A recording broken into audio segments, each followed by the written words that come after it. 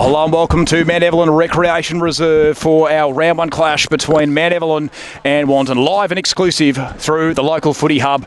We thank you for joining in today's game. I'm Adam Miller, and joining me in the commentary position once again is Trent Alton. Good afternoon, Trent. Good afternoon, Aiden. Nice day. Bit not as much sun out today, but reasonably similar weather. Reasonably similar, and the ground's looking in perfect condition here. We've just had the reserves completed just a couple of moments ago, and that saw Mount Evelyn take the win by 18 points, 9-5-59, defeating Wandin 5-11-40. One of the seniors won't be too far away as Mount Evelyn, the home side, make their way out of the ground, and they'll be followed by Wandin not too far away as well. So pretty big game here today. Of course, the Professionals Cup between these two local rivals, and it's usually a pretty close game. And both these sides, well, they're going to want to try and get off to a good start for season 2025 and get an early win on the board. Trent, who are some of the players that you're going to be looking out for today? Of course, both of these teams have got a couple of new recruits. Yeah, so a couple of the new recruits they got here. Mount Evelyn, obviously, last year finished in around that top four spot. They brought in Tommy Burkett from Mitcham. Daniel Chamberlain joined him from Montrose. Jason Watt joined them from South Croydon. Lucas O'Neill also from South Croydon. Riley McKernan from Montrose. Cooper Beckwith from Lilydale. Jamin Townsley and Nathan Arena, and they lose Cooper Colley to Seville. Well, Wandin last year obviously were the runners-up, winning the year before as well, and making the grand final the year before that as well. They brought in Daniel Willis from Echuca, Ben Johnson from Montrose, Caden Black from South Belgrave, and Joel Garner's going to be playing a mix of VFL and Wandin footy this year, and he'll be out there today. So no, most certainly. So he'll of course join brother Todd, who I'm told might actually get a bit more midfield time this season as well. He usually plays down to the back line. We even saw him go forward last year in the preliminary final. He went back into the back line for the grand final, of course. But yeah, of course, Wandin would have been a bit disappointed with the end of their season last year. They were ultimately overpowered by an incredibly strong Narre Warren side, who I think just had a bit of a point to prove after losing the year before. But they're going to be incredibly hungry to come out and make amends for last season, and that's also probably without, well, not probably, with Narre Warren in the competition. But it is going to be pretty interesting this year because, as we mentioned, Trent, plenty of clubs across the board have done a lot of recruiting, so it's a little bit tricky to know at this stage who is going to be the best in it. So certainly no time for any complacency for any team, and that's probably going to be the message for a lot of these clubs as both sides are out in the ground and both the umpires are out on the ground as well. Of course, we've got plenty of netball happening today as well. The 17 and under, the D grade, the C grade are all finished at the moment. We're hoping to get some updates from the court pretty soon, but don't have anything as of yet. So we will. Oh, hang on. Don't. Interesting. Very good. I was like, well, okay. But so we've got some viewers listening, which is good to hear. Shout out to Connor if you're listening in there. No, fantastic. Yep, so there we He's go. He's a South Belgrave boy, so he was mentioning Caden Black, obviously coming across from South Belgrave. Yep. A few South Belgrave recruits coming over to the outer east this season. No, most certainly.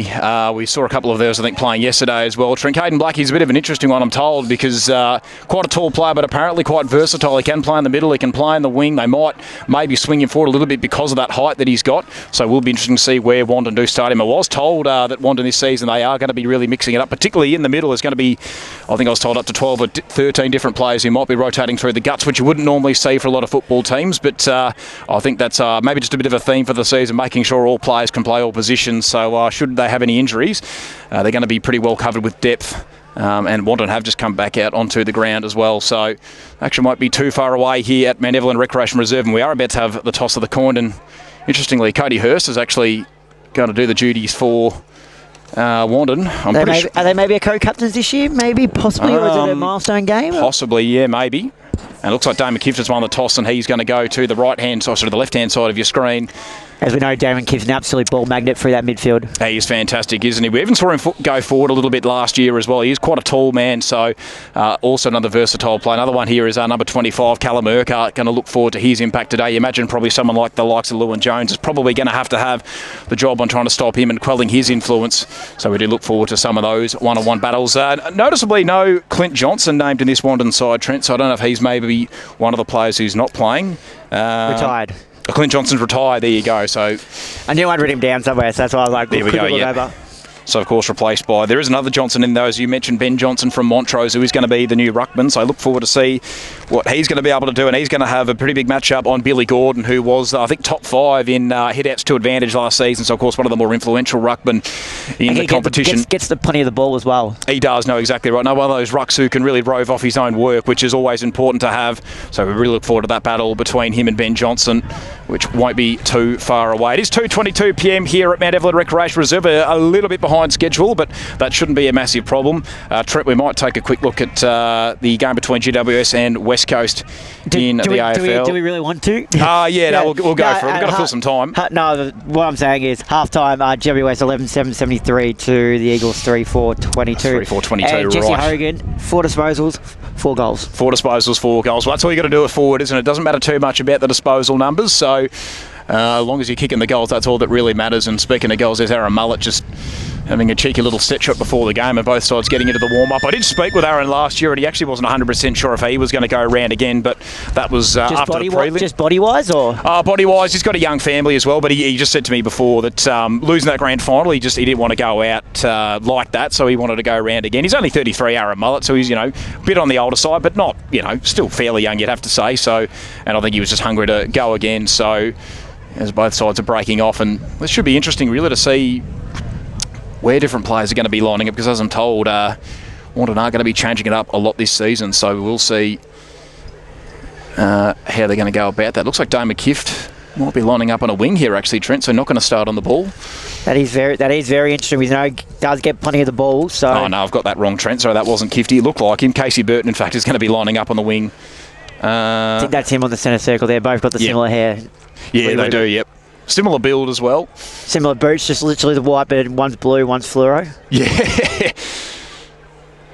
All right, so action not too far away here at Mount Evelyn Recreation Reserve. So as expected, Caden Blackie is going to start in the middle. Cody Hurst is in there as well, and they did miss him for a lot of last season. He didn't play after round 5 with, I think it was a knee injury. He did come back in for the grand final, but he is back for round 1. So Billy Gordon going up in the ruck here, up against Ben Johnson. So Billy Gordon of Mount Evelyn, Ben Johnson of Wandin, one of the recruits who came across from Montrose, only just down the road here from Mount Evelyn actually. Jordan Jaworski lining up on a wing and wearing a new number 12 this season. Yeah, a couple of people have come over from Montrose. Not too far, of course, they're in the Eastern Football Netball League, not in our competition. As the umpire holds the ball aloft, and we are going to be underway in the Professionals Cup, live and exclusive on the local footy hub. It's Johnson up against Gordon in the ruck. And Johnson wins the first hit out, comes to ground level, picked up by Cody Hurst, who gets a kick away on the left. It's an up and under ball, going to be a tricky one to handle. Van Duren tracks it to the outer side, and he gets it away. Here's a long booming left footer. Harry Van Duren eventually gets onto that left, but his kick was smothered. Ball spills to ground level. Anyone's ball to be won here. Heads towards the boundary line. Will it be kept in play? No, good strong tackle was laid there on that occasion by Luke Inaps. So Wandin with the early territory, got it to about half forward. Not a massive ground here, it has to be said, at Mount Evelyn Recreation Reserve. Probably arcs only about 45 metres. So anyone's ball to be won here. Braziz is in there for Wandin, beautifully gathered on that occasion by O'Neill of Mount Evelyn. And the umpire calls for it, and we will have another stoppage. So a bit of a gridlock on the outer side. So once again, umpire throws the ball aloft. Up it goes. Gordon won the tap on that occasion. Tried to get it down to Kift, but he couldn't take the ball cleanly. Wanted inside forward 50 for the first time today. Bounced straight over the head of Mullet. Can Garner get the ball out of his control? No, he can't. Mullet still lurking in the area. Hourahan, is that holding the ball? Yes, it is. And Wandin will get a first look. And I believe Joel Garner will be lining up for goal. Yes, he will. Wasting no time, Joel Garner. No, he's straight into the action. So he started forward today. And a kick of about 40 metres required. A little bit of an angle to deal with, but... What was it that game about 2 years ago where he had, I think, 45 and 7, remember? 40, yeah, up against Gembrook Cockatoo at Wandin. So Joel Garner with the first shot at goal for the afternoon. Distance shouldn't be a problem. It's all about accuracy. In he comes. Looks pretty good off the boot, and it holds the line. I wanted to got the first in the Professionals Cup. 1-0-6 to Mount Evelyn, yet to score. And we've only gone just under 2 minutes into the first quarter. So Joel Garner kicks truly, and Wandin off to a good start. Got all the early territory so far. And Joel Garner, Trent, he's a player that I'll be very happy to have back into this side. They won't have him every single week, but any week they can have him, they'll be very happy. Because was he just not playing at all last year for them? I believe he was listed because all VFL players do have to have a local club they're affiliated to, but I think he just played every single game. Yeah, he got vice captain over there. I don't know if he is this year. I think he is this year. I think what I was told is they're trying to give, because obviously Richmond and the AFL have done a lot more recruiting, a lot of drafting and that sort of stuff. They're trying to get a lot of those young kids in playing VFL footy as soon as they can. So not as much opportunity there this season, which is maybe not so good for Joel, but very good for Wandin. They'll be very happy with that. And here we go. O'Neill puts Mount Evelyn inside forward 50. No mark can be taken. Sam Hodgett in the area. It's picked up at ground level there by one of the Mount Ev players, but couldn't get the ball under their control. So Garner, of course, with the first goal. And we know how impressive Wandin's midfield is. No, exactly right. Well, Brazizi, Cody Hurst, Chase Black, who I don't even think started on the ground. And if Chase Black's not starting on the ground, it shows you just how good their depth is. Long kick coming out of the defensive 50 for Wandin. Garner flew, but he couldn't quite stick the mark. He's under all sorts of pressure now. Can he get the handle away? No, it's a boundary throw in on the outer side, right in front of the scoreboard. 3 minutes gone to the first quarter. It's Wandin leading by 1 goal. So 1 goal early in the piece, 3 minutes gone in the first. As the ball's thrown back into play, as the ruckman go to battle. Gordon looks to get the tap down early down there, and they look to bust their way through here to Mount Evelyn. How's the umpire going to see this? Says he took him on, which is probably fair enough. It's going to be holding the ball. It's going to be a free kick going the way of Wandin. They look to go inside 50 again. He goes short to Chase Black. Black now on the ground, smack bam in the centre circle, has a look around and puts it over to Lewin Jones at half back. Jones now wastes no time, tucks the boundary. That's coming to us, Trent. Yeah. Oh, we were nearly in the game. That was very close. I thought I was going to get taken out there, Aiden, for a second. Yep. I was like, nah, nowhere near. Oh, yep, no, that's close enough. So they look to bring it back into play here. And that they do off the boot of Burton. Then they switch play on the other side. It's actually really nice kids. Open up the fat side of the ground, but unable to hold the mark was Hale. But they've managed to mop it back up. A tackle is laid in the middle of the ground. They look to go through here. Handball over the top to Smith, but a tackle is laid straight away, and the umpire blows his whistle, and he's going to ball this one up right in the middle of the ground here. So they have a look around now. Gordon Watson. Gordon again gets the tap, goes for the double palmer down the ground as they look to go in. And a bit going on in the middle as well. Now the handball over the top as they go in at centre half forward for Wandin's forward 50, getting a handball out. Was that an incorrect disposal? No, it's not. So it's going to go back to Beckwith at half forward. Beckwith has a look. They're not, so just put it in long. And why not when you've got Joel Garner down there, but just over his head, Garner follows it back up and unable to capture it in his full possession. And it's going to tickle over the boundary line for a boundary throw-in. So boundary throw-in deep inside forward 50 for the Dogs. So it looks like Paddy Hodgett's going to go up in the ruck on this occasion. Billy Gordon still going to do the duties for Mount Evelyn. Gordon gets to the front, gets the tap, he smashes it to the outer side. Chase Black's going to have to track this one back. Van Duren, he's within range, kicks towards goal, is well and truly offline. It's out of bounds on the full. Geez, you get excited when Van Duren gets the ball, don't you? When he's 60 metres out, you know he can drop punt it. He's such a booming kick, you know he's always a chance. And this is a small ground. We might see a couple of centre square bombs today, to be perfectly fair. Such a weapon to have off half back. Oh, he is most certainly. So Mount Evelyn with a free kick in the back pocket. We're hands-free on the broadcast. Oh, that's a dangerous one. Mullet, open goal, puts it away. There we go. Wandin got too early. 5.5 gone into the second quarter. What a costly mistake that was. Aaron Mullet pounds. You don't want to kick it to him if you're on the opposition. And well, Wandin got 2 goals in the blink of an eye. Didn't take long for their superstars up forward to make an impact on the game. Yep, Garner and Mullet. Two of the former AFL players. Oh, Trenchy, that is an absolute coach killer for Mount Ev.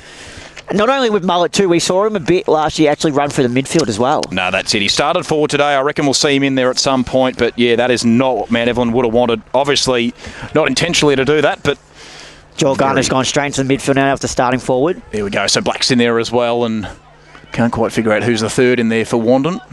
Oh, no, it's Caden Black. There we go. So the two brothers, and I think Cody Hurst is the other one. So 2-0-12, Wandin. Mount Evelyn yet to score.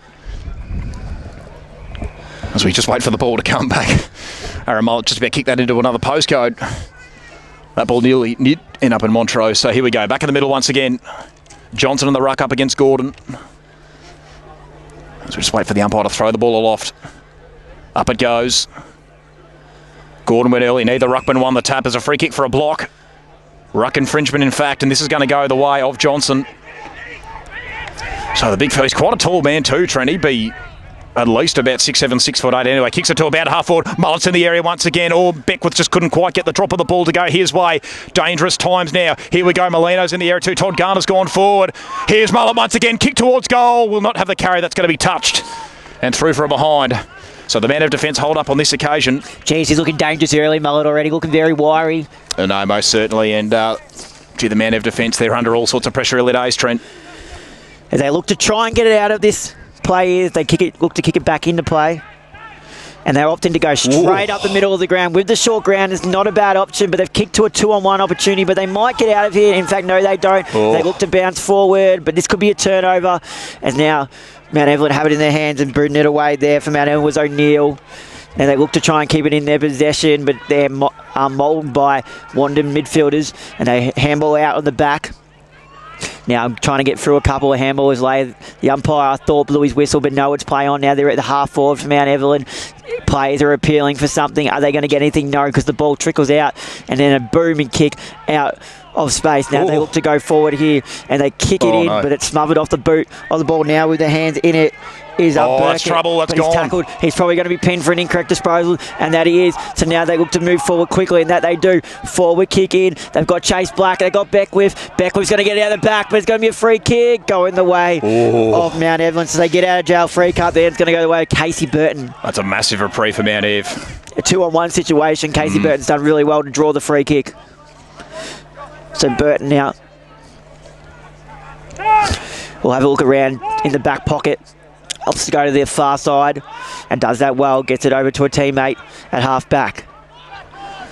Wandin have set up nicely across the middle of the ground now, building a wall. So they have to go down the line, and this could be turned over. It nearly was, but a punch and crumbs by O'Neill. Now Mount Evelyn can go into the forward line. Get a mark, be taken. No, it's intercepted.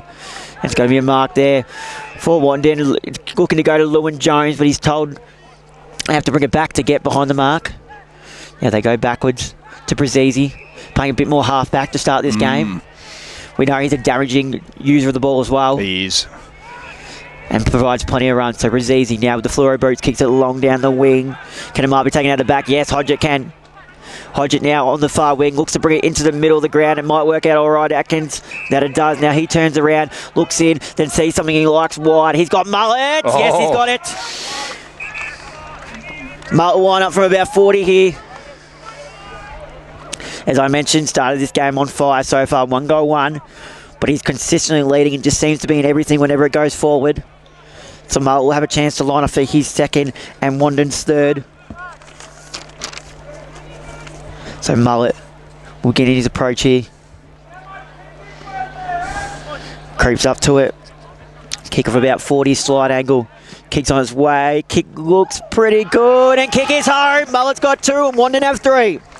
That was a flush, Trent. That was just such a beautiful kick. Didn't expect anything less from Aaron Mullet, to be fair. I didn't want to say it and put the commentator's curse on him, but I was happy to just about write that one down to the book. You're very reliable in front of goal, and, gee, this is such a good start for Wandin. Mount Evelyn, well, they've got to get motoring pretty soon. They've already conceded the first 3. 19 points adrift they are.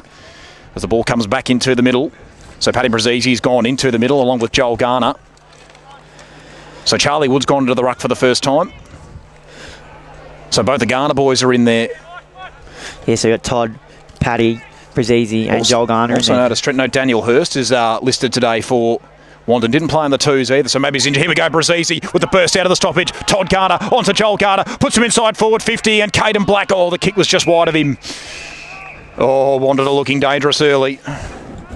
Pick it up where they left off. They'll be absolutely distraught from their defeat last year in the grand final, looking to make some revenge. Exactly right. So Bandery throw in on the outer side, half forward for Wandin. Wood back up in the ruck up against Fuchs. Fuchs won it from the back, and this might just work out okay. Kick off the boot of Beamish was smothered. Now Wandin will go back inside forward 50 again. Here's Tommy Molino. Can he get the ball under his control? No, he couldn't get the accommodating bounce. Long kick towards goal. Don't tell me that's going to go through. No, it's not. It's well and truly offline. It's out of bounds on the full. That would have been some kind of goal, that, but wasn't to be. So Hourahan in the back pocket, kicks up the line. It's a good one as well to Burton. Burton will go for a bit of a run. Has one bounce. Will he have a second? No. Just kicks long down the line. Lewin Jones will park himself underneath this one. Will he? No. Go straight over the head there of one of the Wandin defenders. Kick out of play is a good one. Here is Paddy Hodgett. Handball releases Chase Black, who's away, goes wide to the outer side of the ground, will fall in front of Cody Hurst. Can he get the ball under his control? Yes, he can. He's got Venix for support, won't use him. Handballs further. Here is Paddy Brazizi. Can he get the ball under his control? Yes, he can. Here's Molino, flying shot towards goal. Oh, don't tell me! Oh, the bounce went over the head. Oh, that would have been incredibly fortunate. Everything going the way of Wandin at the moment. Molino just offline with a flying shot at goal. It bounced over the head of the Mount Evelyn defender and it just missed. So it goes to the outer side. Hurahan won't be able to track it back and it will be thrown in play. Half forward outer side of the ground for Wandin. So Wandin dominating the territory battle so far. Mount Evelyn have yet really to have a look that much inside forward 50. The umpire throws the ball back into play. Getting the tap down for Mount Evelyn down there was Fuchs. And it's going to probably trickle over. Can they manage to keep this ball in? No, not quite. So it's going to be a ball in the forward pocket of Wandin's forward 50. Hodgett puts his hand up and he'll go up against Fuchs. The ball's going to be thrown back into play now. 13 minutes gone in the first quarter. Hodgett gets the front position, but Fuchs gets the tap down from the back. Crowd appeals for a free kick. None coming. Atkins, Banana. It's going to be out of bounds on the full, so Mount Evelyn will have the chance to rebound from 50. Can they make something of this? A passage of play. It's going to come back into the hands of Fellows here. And he opts to just go short to O'Neill. O'Neill now has a look. Decides to bring it up the middle. And he's got a man all free here. And he's done that really well. It's a nice mark taken in the middle of the ground by Urquhart. And they waste no time moving it forward. Looking for Burton. Can Burton hold on to it? No. Was there a free kick? No. 2-on-1. But now they've done this well. Wandin. They can go here. If the kick is right, it just is. Here's Mullet. Further up the field now on the wing. Turns around, looks, sees something he likes down the line. Can a mark be taken? Yes, they're going to pay it, but it's going to go the way of Mount Evelyn to Hurahan. Hurahan directs where he wants it. He's going to go short to O'Neill. He started this game well, O'Neill. He'll switch play to Urquhart on the far wing. Urquhart now has it. Has a look around and decides to go short to Beamish. But it's going to be cut off by Caden Black, and now they can go forward. Kick forward, inside forward, 50. Atkins is out the back. Can he get a hold of it? No, he can't. Hurst is there. He grabs it. Dribble towards goal, and it's through. So Cody Hurst is on the board for Wandin, and they extend their lead. Perfect finish there, Trent. Hurst ever the opportunist. Atkins contested it well, got the ball to ground. And Cody Hurst just sockers it through on the left.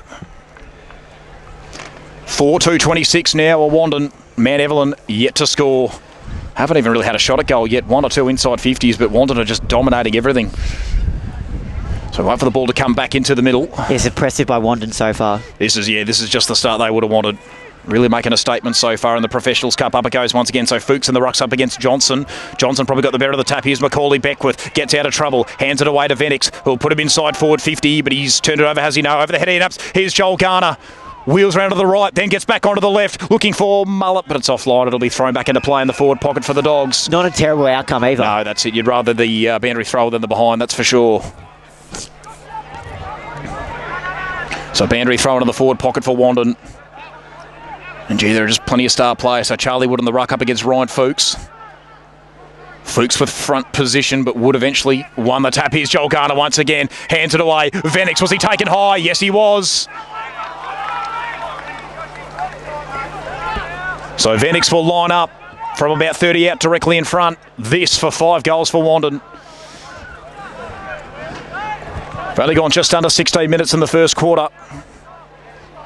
So Josh Venix in his first game for Wandin. Can he impact the scoreboard? Can he continue this really hot start? In he comes. Deliberate approach. Starts at left, working it back, and he's got it straight over the goal umpire's cap. Josh Venix puts it through. It is a 5-goal difference. Early days in the Professionals Cup. 5-2-32 Wandin. Mount Evelyn yet to score. I think it might have been his first goal too, Aiden, by the looks of it. Exactly right, it was, Trent. And first goal for the club, and they come from all angles to get around him. So beautifully done there by Josh Venix. And this start just gets from bad to worse for Mount Evelyn. Only 16.5 minutes gone too. So it's not even in red time yet. So the ball in the middle of the ground. Ball's thrown up into play here. Fuchs gets the tap down. Can they get something moving? Kiff tries to kick it over his head, but Van Duren gets underneath it, gives a handball out the back. Now they can try and move forward through Caden Black. Caden Black puts it to centre half forward. Intercepting mark dropped there by Mount Evelyn. Now they go through Joel Garner. Joel Garner tries to put it over the top, and he's done that really well, actually. I thought he'd missed the kick for a second. Here's Jaworski. He's going for it as well. He loves the goal. He started at half back today, Trent. He did say that might be a bit of a theme for him this season. I spoke to him a couple of weeks ago, and that's what he said. But he's backing himself in here. Kick of probably right on 50 metres required. Well, he's such an elite runner. He runs hard all day. That's not a bad decision to have him there because you know he'll work his way up and get on the scoreboard anyway. Exactly right. So Jaworski will line up. We'll kick this from about 50. Kick is on its way. It might just fall short. Can it might be taken on the line? Oh, I thought it almost was. But no, it's going to fall to the bottom of the pack. And it's going to be a ball up pretty much virtually in the goal square for Wandin. So the ball to be thrown up here will be Fuchs and Wood by the looks of it. Wood gets the tap out the back. And it's going to be triggered over for a minor score. So rush behind. So 5-3-33 to Wandin. Mount Evelyn yet to score. Mount Evelyn to bring the ball back into play here. They're going to opt to go up the middle again. No, they're going to go wide this time. Still really long. Looking for Urquhart. Can he make a contest? Oh. Yes, he does. But he's dropped the mark. Great contest in the end. But Mount Evelyn somehow managed to get the ball back. O'Neill is in the area. Now they try and get through a couple of tackles of Wandin. No, they can't. So they get the ball moving here. And it's over the top to Hodgett. He started this game well. Garner's on his own. Garner's on his own. Black's calling for it as well. Kick is smothered. Didn't quite push off the mark. Now Mount Evelyn can try, but look at the pressure from Wandin. They are swarming them in numbers. Now Mount Evelyn kick down the wing. Just a clearing kick, but it's not going to go very far as Wandin managed to mop it up. Willis with ball in Jones is out the back at centre half back. They're telling him to use him. They've also got Van Duren on the far wing and Paddy Brazzi there as well. But they opt to just smack it back inside forward 50. Joel Garner's going to launch from the back, unable to hold the mark. There's going to be a whistle. It's going to be a free kick going the way of Wandin. I think it's going to go to Atkins. Yes, it is. So I didn't quite see what that was, did you, Aiden? Because it wasn't quite in the context of where it happened. It was just a little bit more to the side. I think it was just a push off the ball, Trent, pretty much. Yeah, Atkins was nowhere near it, and he's gotten a bit of contact, and the umpire spotted it. Now, he's someone who loves a goal. He does, exactly right, Trent. And he's, again, only about 30 metres out with virtually no angle to deal with, so you'd back him in. So Atkins will line up now. This for Wandin 6 in the first quarter. Again, Mount Evelyn yet to trouble the scoreboard. Atkins now. Kick is on its way. And it's just through for a minor score. So 5 goals, 34 to Mount Evelyn yet to score. So dominating the play. They could be a bit more further in front. Yep, so a reprieve there for the Mount Ev defence. Atkins offline, 5-4-34. Wandin, Mount Evelyn yet to score. So 9 scoring shots to 0. So where can they go here, the Rovers? Wandin have just set up the ball beautifully. So Fellows plays on. He goes to Forbes, who's under all sorts of pressure. He goes back to Fellows. Fellows back to Forbes. They've muddled it up. Oh, Forbes taking in the tackle. He got the handle away just in time. Umpire says it'll be a boundary throw in. And Wandin are bringing the heat early days, and Mount Ev are not responding to it. So we're in red time now, 2 minutes into red time. Yep, so boundary throw in. Wood in the ruck up against Gordon. Neither ruck could win the tap. Thompson got the handle away to Damon Kiff. Was he taken off of it? No, Beckwith got a handle away just in time. Was there a free kick there? Thompson. Garner. Up and under ball. Don't tell me that's going to go through for a goal. No, it's kept in play. Interesting decision there by the Mount Ev defence. Probably should have rushed it over, but they do get it to safety eventually via a boundary throw-in.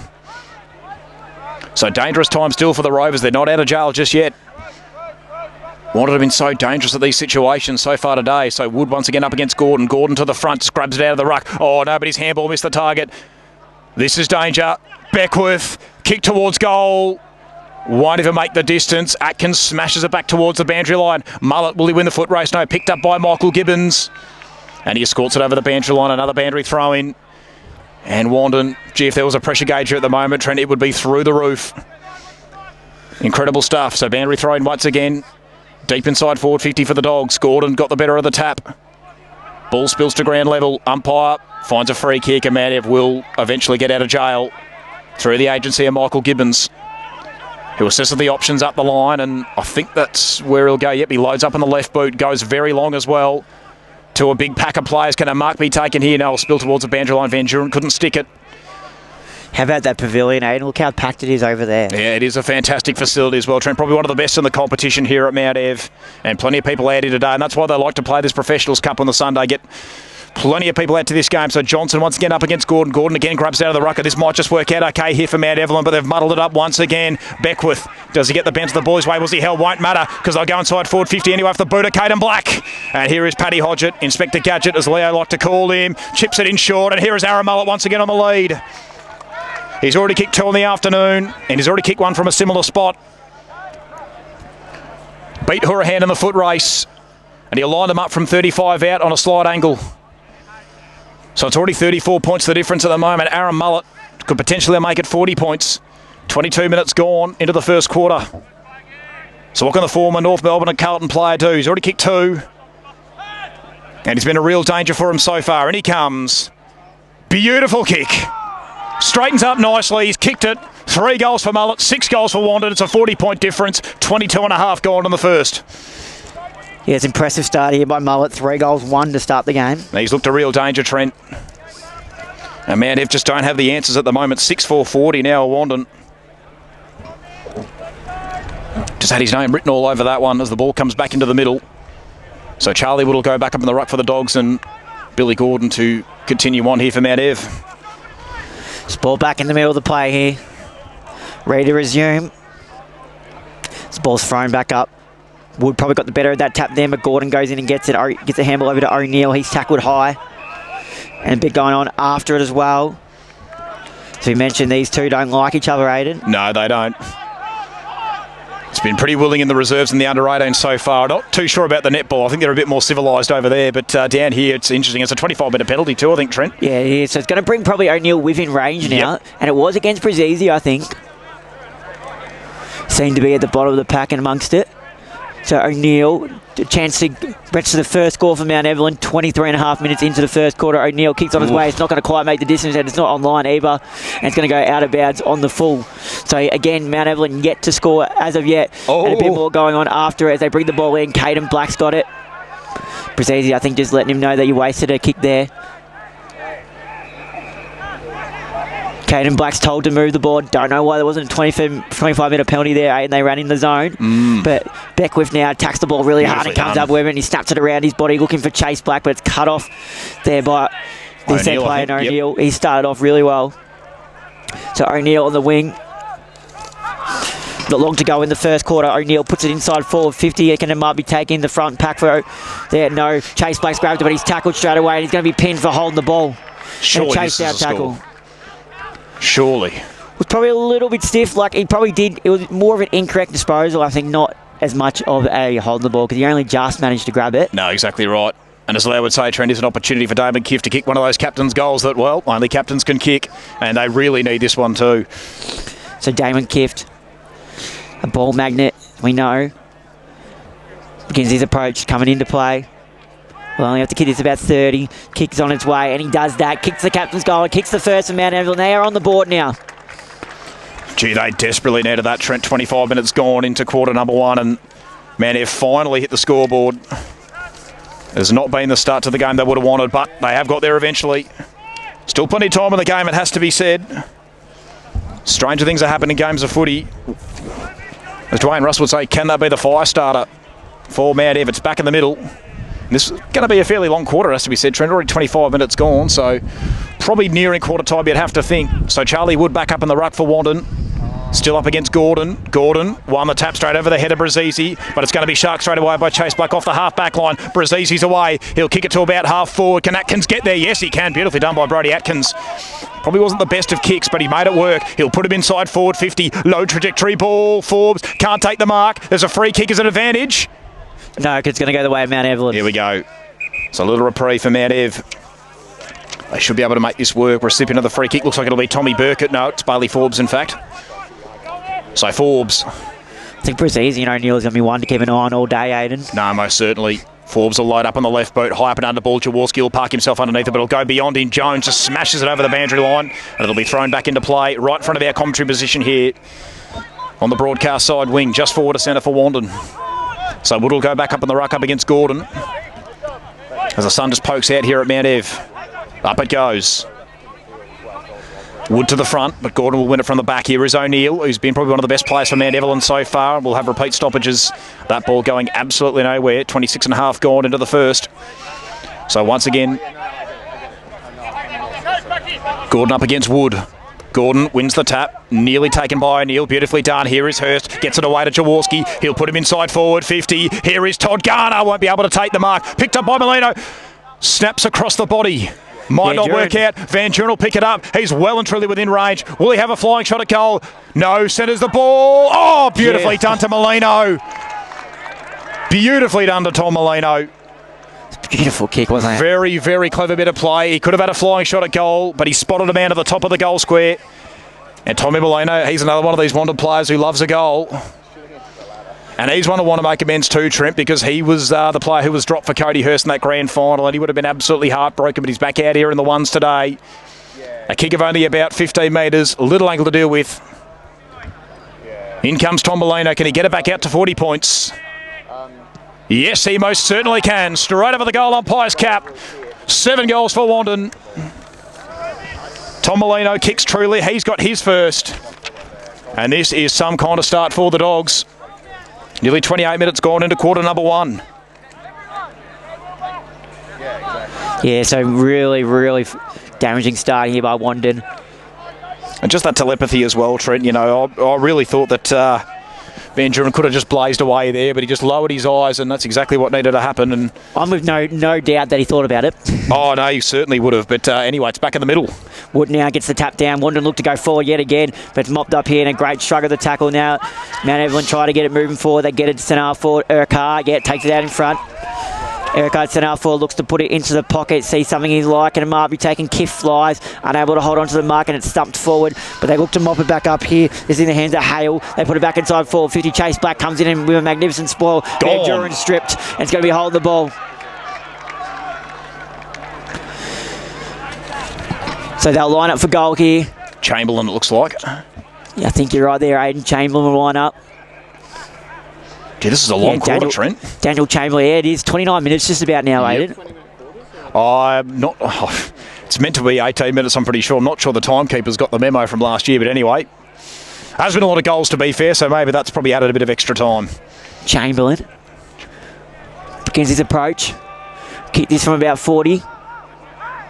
Kick on its way. Kick looks just across the face. So a minor score there for Chamberlain. So they stick with the 1 goal so far for the first quarter, Mount Evelyn. And Wandin will look to bring the ball back into play. But we don't need to do anything extravagant. So Willis for the kicking duties. Willis will bring the ball. Interesting kick looking for Jaworski, and does hold the mark. They'll ask for a 25, but they're not going to get it. So Jaworski, again, fair way up the ground. Oh, Jaworski up the ground.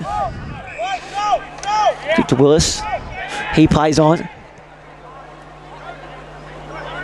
It's crossed the ground. They've done that well to the halfback. They switched over to the fat side. Now they can go up the ground. That's a beautiful looking kick to Caden Black. Black now plays on, wastes no time, wheels around, puts it to inside forward 50. Kinemabi take it, Atkins out the back, unable to hold the mark. It's going to spill to the front of the pack. Mount Evelyn look to try and get it. Van Duren's in the area. Now Banana across the body. Hodgett's got it. So Hodgett will line up from about 35-40, directly in front. This for their 8th goal of the quarter. So Hodgett will get his approach here now. Directly in front. Always has an instant kicking style. It's on its way. It's just going to make its way across. Not even going to make the distance. And it's going to be a nice intercept mark taken there by Mount Evelyn and Tom Burkett. One of the new recruits. Yes, one of the new recruits. And he'll go long down boundary side looking for Kiffs in the area. He might be taking Noah Khan out the back, trying to mop it up there for Gibbons. Them. It's Gibbons. But they managed to get it under Black's control. Now they can go forward. It's smart looking kick looking for Hodgett. And you got to pay that. Yep, he's paid it. It's done well. So Hodgett looks, he wants to get the ball moving quickly, and that he does. Puts it in the Joel Garner direction. Joel Garner flies and hangs on to one. And there's the siren to end the first quarter. Joel Garner will line up for number 2. What a mark that was, Trent.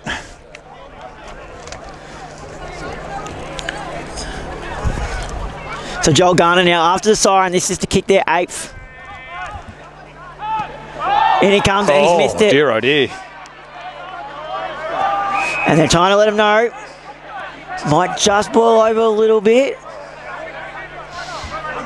Here we go. So disappointing result there after a terrific mark taken by Joel Garner, but doesn't matter too much for Wandin. According to the scoreboard, it is 7-6-48. Moment we've got Brazizi, Todd Garner and Caden Black. So we've seen about 6 to 8 people already run through there. We have, most certainly. That's what we were told to expect at the start of the season. The second quarter action is underway here at Mount Evelyn Recreation Reserve, and it looked like Johnson got the better of that tap on that occasion. Umpire comes in. It'll be take 2 in the centre. So both the big men to do battle once again, Ben Johnson and Billy Gordon.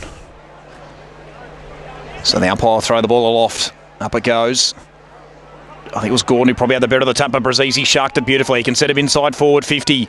Plenty of players tracking this one back. Can Paddy Hodge at the big fella get under his control? Not really, but Beckwith. Oh, beautifully done. Here we go, Caden Black will have a shot at goal. It looks pretty good. Oh, what about that finish? Caden Black, something from nothing. Beautifully collected at ground level, mopped it up and finished on the right foot fantastically. It is a 46-point difference. Yep, there we go. Another first goal kicker. Venix it was in the first quarter. Caden Black in the second. That was Rolls Royce like Trent. That was clinical. They picked up exactly where they left off in the first quarter there, Aiden. Exactly. Not slowing down whatsoever. No, you're most certainly right, Trent. What we know about Wandin is they always move the ball slickly and they're quick. That wasted, yeah, that was within a minute, that goal. So it's back in the centre once again. Johnson, it was Gordon who won the tap. Probably also one of the better players for Man F so far. He's done pretty well in the ruck. Plenty of numbers around the ball, but the umpire comes in and calls for it just forward to centre for the Dogs.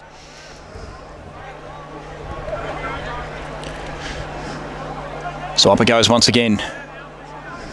Gordon and Johnson to do battle. Gordon won the tap. Maybe an opportunity here for Man F. Can get the ball under his control. No, Todd Garner did beautifully. Gets it away to Van Turen, who stepped away from his opponent. Sends it to about half forward. The kick probably wasn't his best. Bounced in front of, I think that was Gibbons, who gets the kick away. High up and under ball. Could be a chance here, but no, it's cut off by Ladner. So John Ladner kicks into the corridor and finds Todd Garner. Garner looks to the outer side. Low trajectory ball, and that'll work out to Atkins, who spilled the mark, and it's a free kick going to go the other way to Inaps of Mount Evelyn. So a little knock off the ball, and he's pretty sore too, Inaps. It's almost like he got the wind knocked out of him. So picked up by Casey Burton, but Inaps will take the free kick. And just allowed enough time for Wandin to get some numbers back. Long kick into the pocket. Willis will park himself underneath it. Good strong mark, and he's been pretty good today as well, as Daniel Willis. Read that one beautifully. Willis comes across, good one to Black. Black releases Brazizi, who's run into a little bit of trouble. He's been corralled by Hale, but he gets away from him. No, he's gone! See you later. Brilliant tackle from Justin Hale. Brazizi thought he had him covered. Here is Forbes. Oh, no, he's fumbled it. Can you believe that? Bailey Forbes got the handle away just in time. Got it to O'Neill. O'Neill comes back to Burkett. Eventually gets the ball under his control. Sends him inside forward. 50. It just falls short of Gibbons, who corrals his opponent. Now Jed Thompson's involved. Tracks it to the outer side of the ground into 1-on-1 up against Garner. But it comes over the boundary line and it will be thrown back into play. Boundary thrown on the outer side. There's a whistle being blown here. I think it might be a blood rule. Yes, it is. So Sam Hodgett looks like it's going to come off. Is it? No. No, he is coming off, yep. So Sam Hodgett in the forward line. That's an interesting one. Now they said the play can resume. So the ball to be ball back in. Gordon and Johnson. Ball fronting. Gordon gets the front position, then gets the tap down as well, but tackle laid strongly straight away by Caden Black, who started this game well. So the ball's thrown back up. Gordon again. Both ruck probably got a bit of a tap on that. Now they try and get it as a free kick, going to be given the way of Mount Evelyn. Matter of fact, it's gone the way of Wandin. To Atkins. So Atkins will look over to Willis, who we mentioned started this game strongly, wastes no time playing on, runs to the opposite direction, then puts a little long kick down the line to nothing in particular, though, to the Mount Evelyn interchange bench, really.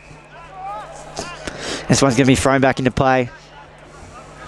On the other side, right underneath the scoreboard. So the ball to be thrown back into play again. Johnson and Gordon to go at it.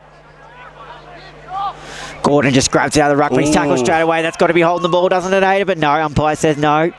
Chase Black grabs it, but he's tackled straight away over the boundary line. So the ball to be thrown back in again, pretty much virtually the same spot. So the ball thrown back into play. Johnson makes his way to the front, but Gordon muscles his way out. No free kick was given. They give the handball out the back now. They can go forward, and that they do. Mullet's in the area. Tries to get one out the back, but they've done well in Mount 11 to get a fist over it. Will the ball sit up well for them? No, it doesn't. It's kicked over the boundary line. They're called for deliberate. It's going to be a ball in. It's nearly out of bounds on the full, but just okay in the end, I think. Ben Drumper was right there. So the ball to be thrown back into play now. Gordon and Molino, it looks like it actually.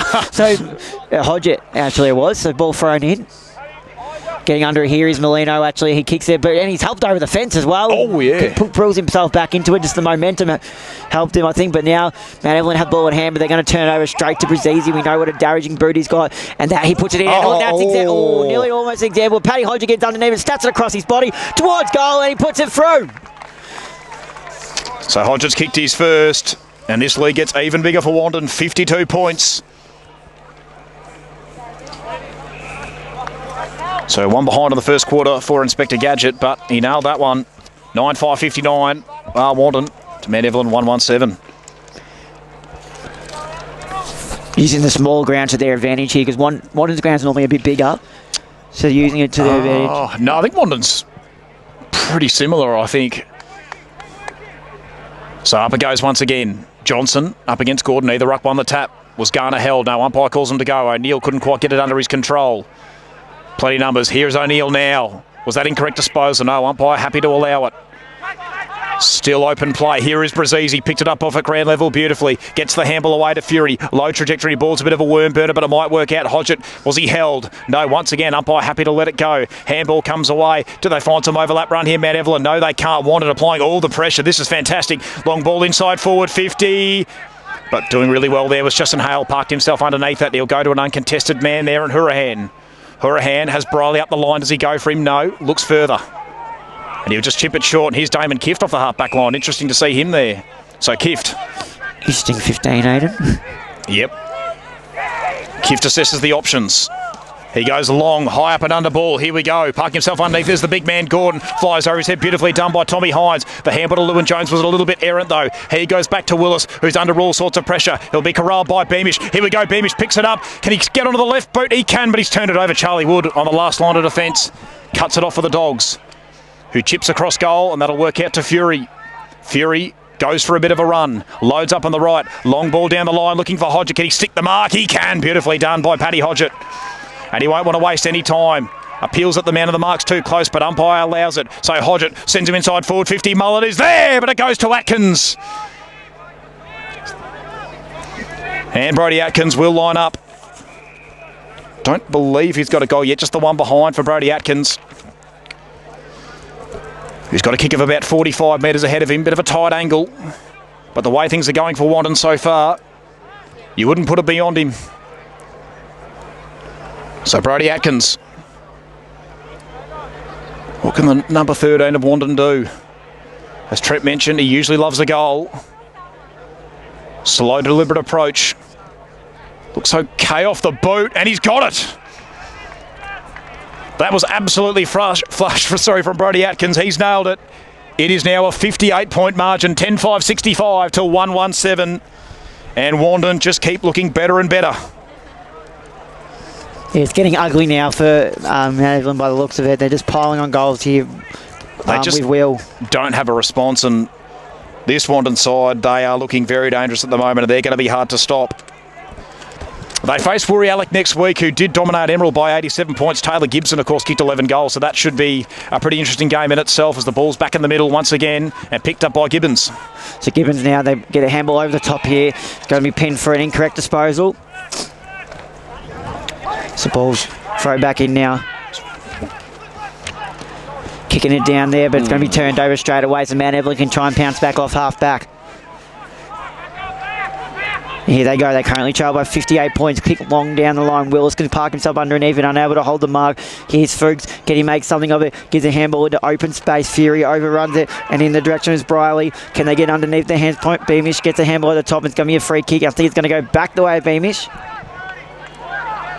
Briley, I think it is. So So Matt Briley is usually pretty lively up forward as well. Such an important kick this for Mount Ev. So he'll kick this from about 40.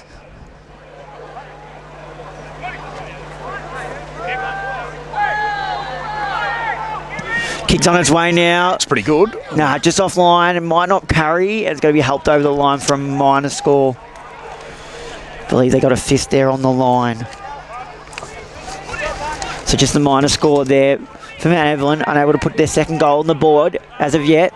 1-2-8 trails 10-5, 65. So straight kicking from Wandin. Willis goes straight up the middle looking for Joel Garner.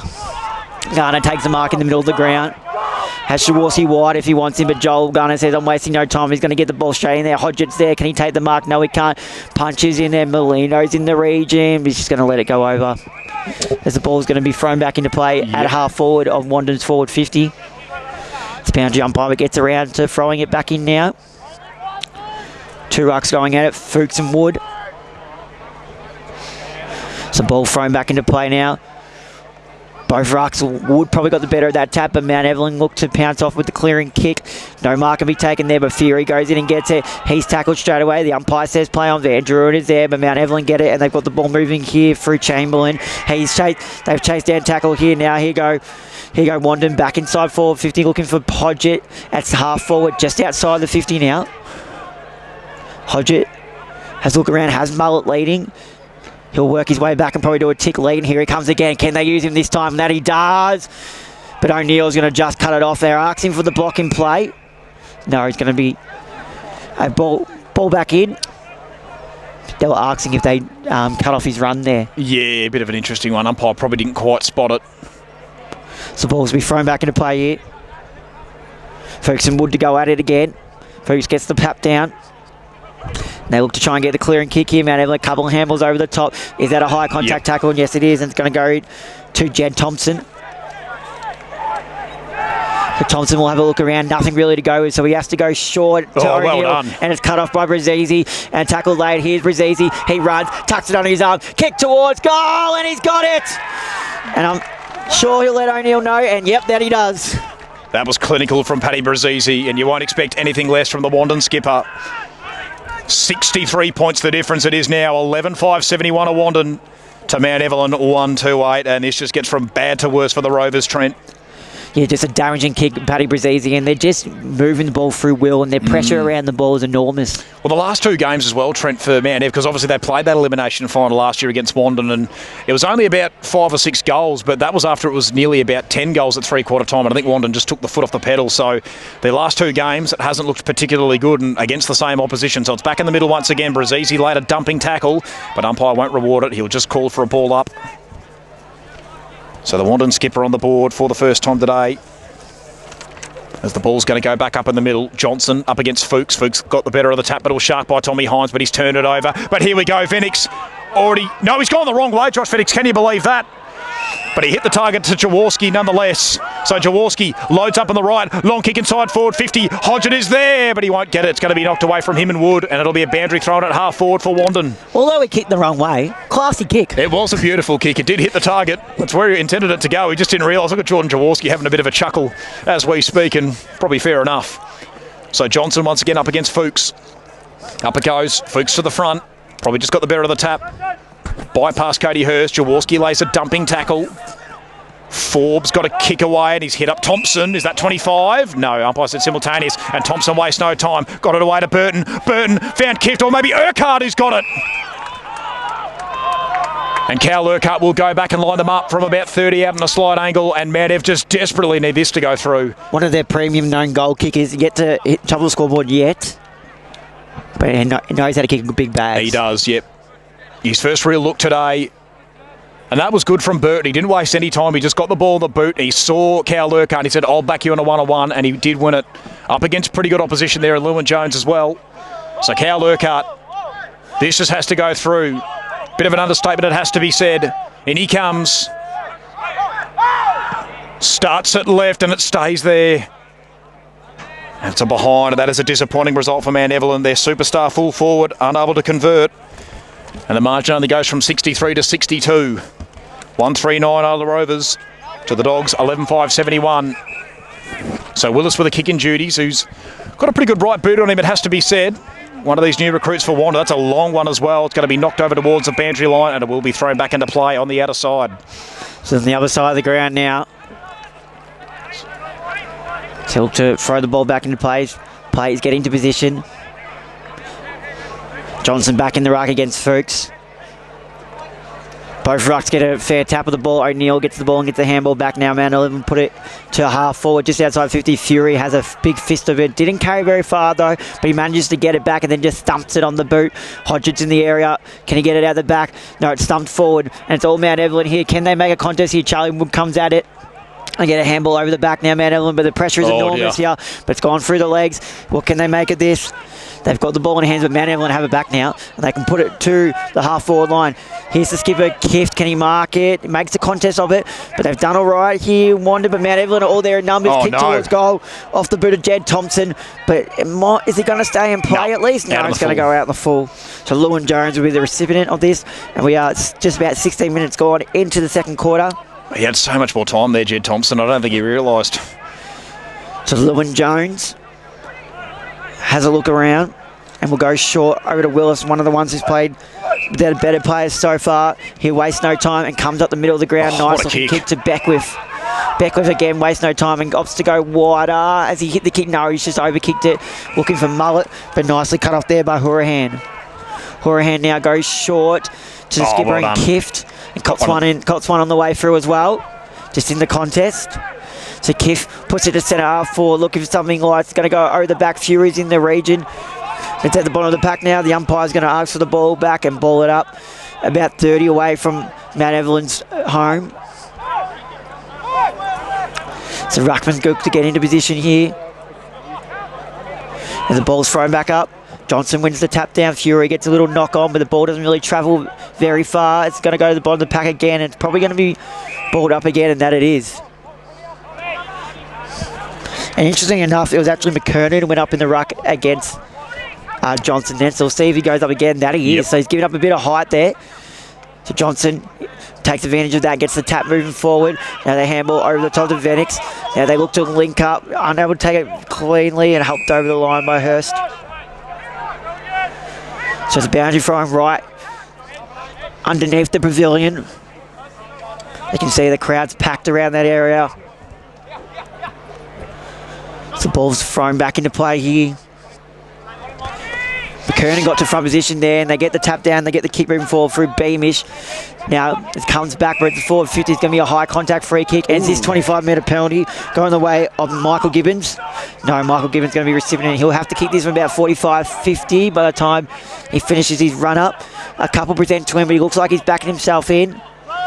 Wines opens up the angle, kicks on his way. Distance is not a problem, and it's home. So Michael Gibbons kick his first, and just Mount Evelyn's second goal. Gee, that was some sort of finish from Michael Gibbons, the son of Andy. Was the junior coordinations operator at Outer East Football Netball, but that was much needed for Mount Evelyn. It's still a big mountain to climb, but they will most certainly take that a very welcome goal. 2-3-15 now they are to 11-5-71 as the ball comes back into the middle.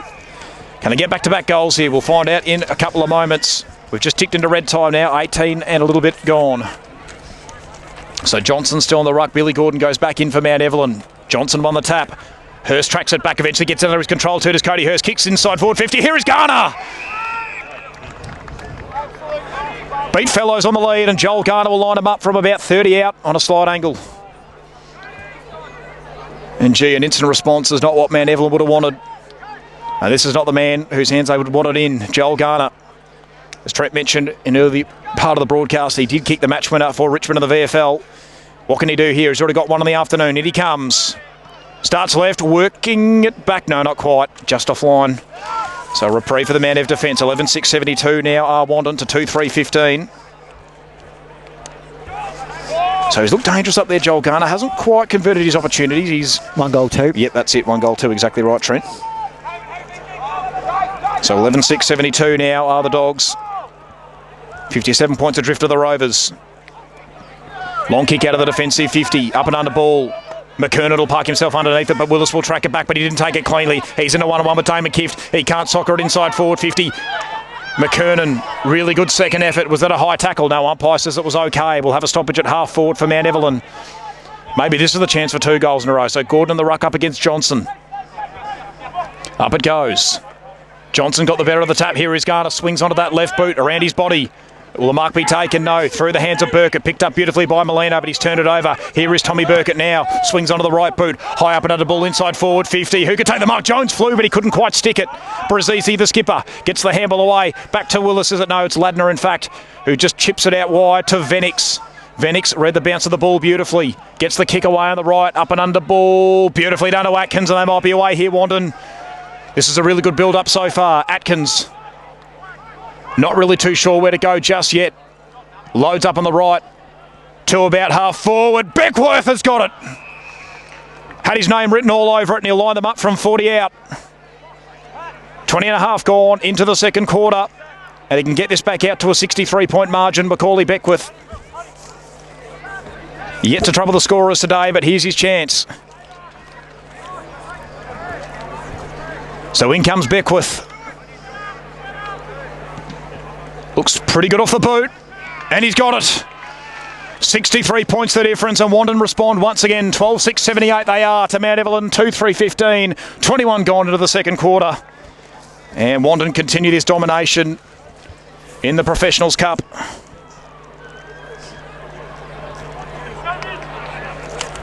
So we wait for the ball to come back into the middle. And it will be Johnson and Gordon in the ruck once again. This ball's made its way back to the middle now.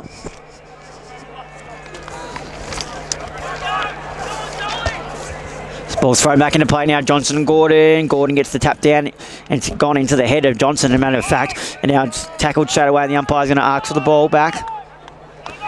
Throw up. This ball will be balled up here. Gordon and Johnson to go at it again. This ball's thrown up. Gordon fights his way to the front position and gets the tap down. There's some whistle being blown. It's going to go the way of Mount Evelyn to O'Neill. But he's been a bit quiet in the second quarter after a great start in the first quarter. Kicks it forward. Can it might be taken? Kiff's there. Brazisi going back with the fight. It's the mark paid. Yes, it is. Brazisi will go short. Does that well to Todd Garner. So Garner has a look around, then opts to go wide, looking for his brother Joel. And he's going to hold it there on the wing, just right in front of us here.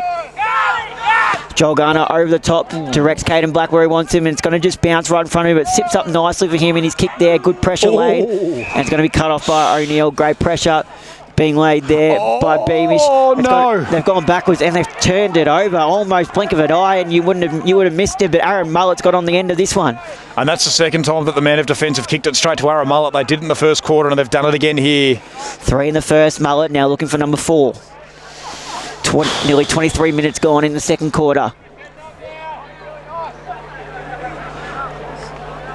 So Mullet will line up for 4. Directly in front. Kicks on his way, and it's no problem at all. Mullet puts through his 4th. Could almost put the house no one that was going to happen, Aiden. Yeah, that is a very costly mistake by the man of defence. You just don't want to kick it straight to Aaron Mullet. You don't want to give him a chance. It is 69 points the difference. Biggest lead of the game. And this is such a confidence-boosting start for Wandin. Not the start that Mount Evelyn would have wanted, but it is only round 1.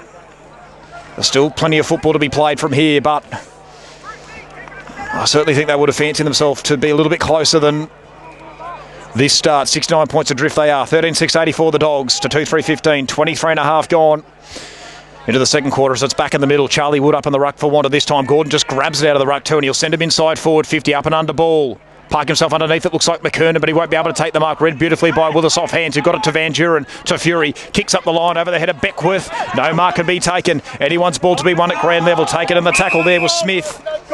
We'll have a stoppage right in front of our broadcast position here.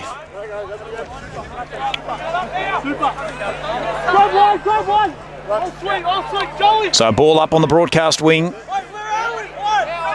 Gordon will go up against Wood. Up it goes. Gordon to the front. Grabs out of the ruck once again. Got it away to Hale. Hale to Smith.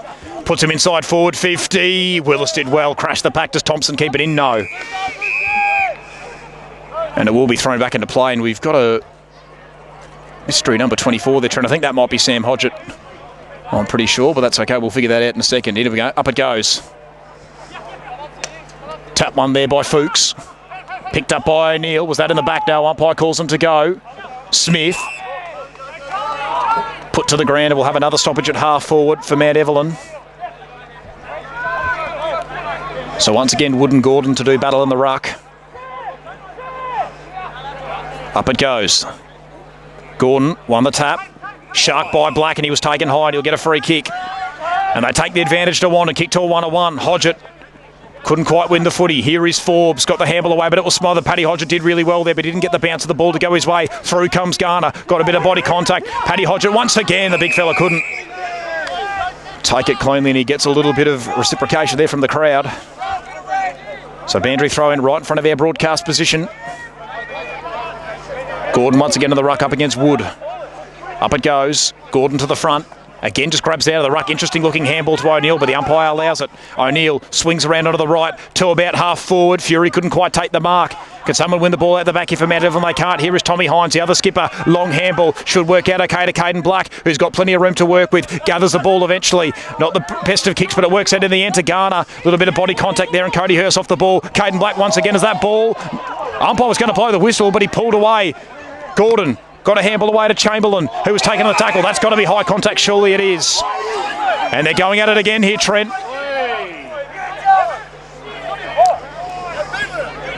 Umpire's right there in the scene. So the free kick to Chamberlain. So they get the ball moving here. It's going to come back into the hands here of Forbes. They get it more into the forward 50. And a kick over, snap towards goal. Looks pretty good off the boot. Oh. It's going to hit the post off the boot there. Riley McKernan. He's done well. The play moved really quickly moving forward there, but it's just going to be the minor score. Back to 68 points. So Wandin will bring the ball back in through Willis. And they go back to Willis. So Willis will have a look around. It's going to go reasonably back to it, but Chase Black does well to hold on to that risky kick, but it's paid off. And Chase Black will go wide. He's done that well. So they assess their options.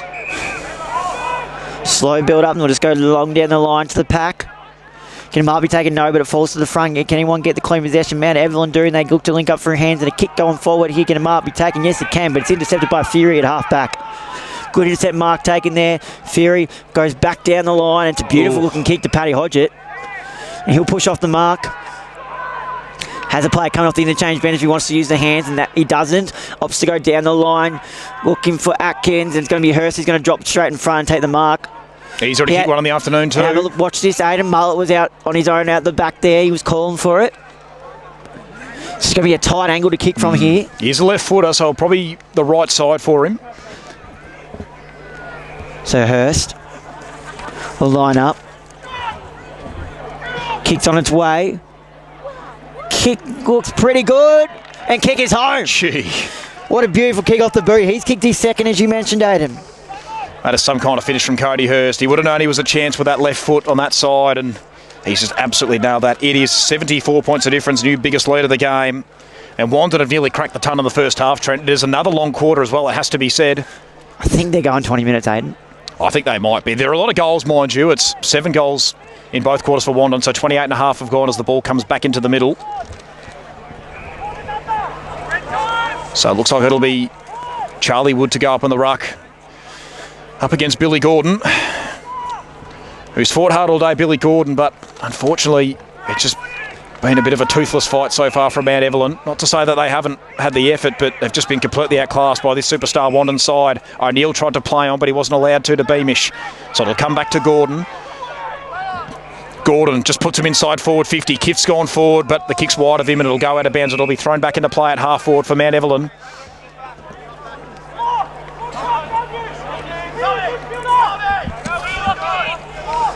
So Bandry throwing it half forward. So once again, Wood in the ruck up against Gordon. Up it goes. Woods seemed to have front position. It fell short of both ruckmen. Thompson gathered it nicely, but he was tackled straight away by Brazizi and Black. Black tries to spin his way out of trouble. He eventually got a kick away, but he's turned it over to Gibbons, who's taken the mark. And he did kick one from long range before, Michael Gibbons. Will he back himself in? He's looking further ahead. I reckon he might have the range here, Trent. He did get one. I think he is going to back himself in, and rightly so too. Gibbons loads up. Long kick. Very long kick. Just offline.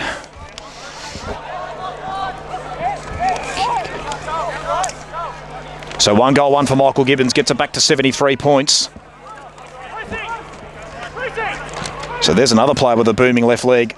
Van Duren for Wandin, and Garner has to be steady. So up and under ball, and that will be half-time here in the Professionals Cup, live and exclusive on the local football hub.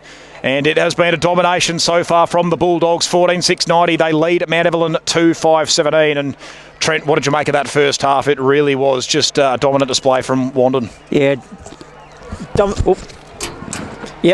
As I lose my pen there. Dominant display by Wandin, as you mentioned, and they've just dominated the territory battle as it was in the game. 690 to Mount Evelyn 2-5-17. And they have just had plenty of star players across the park, have the Bulldogs.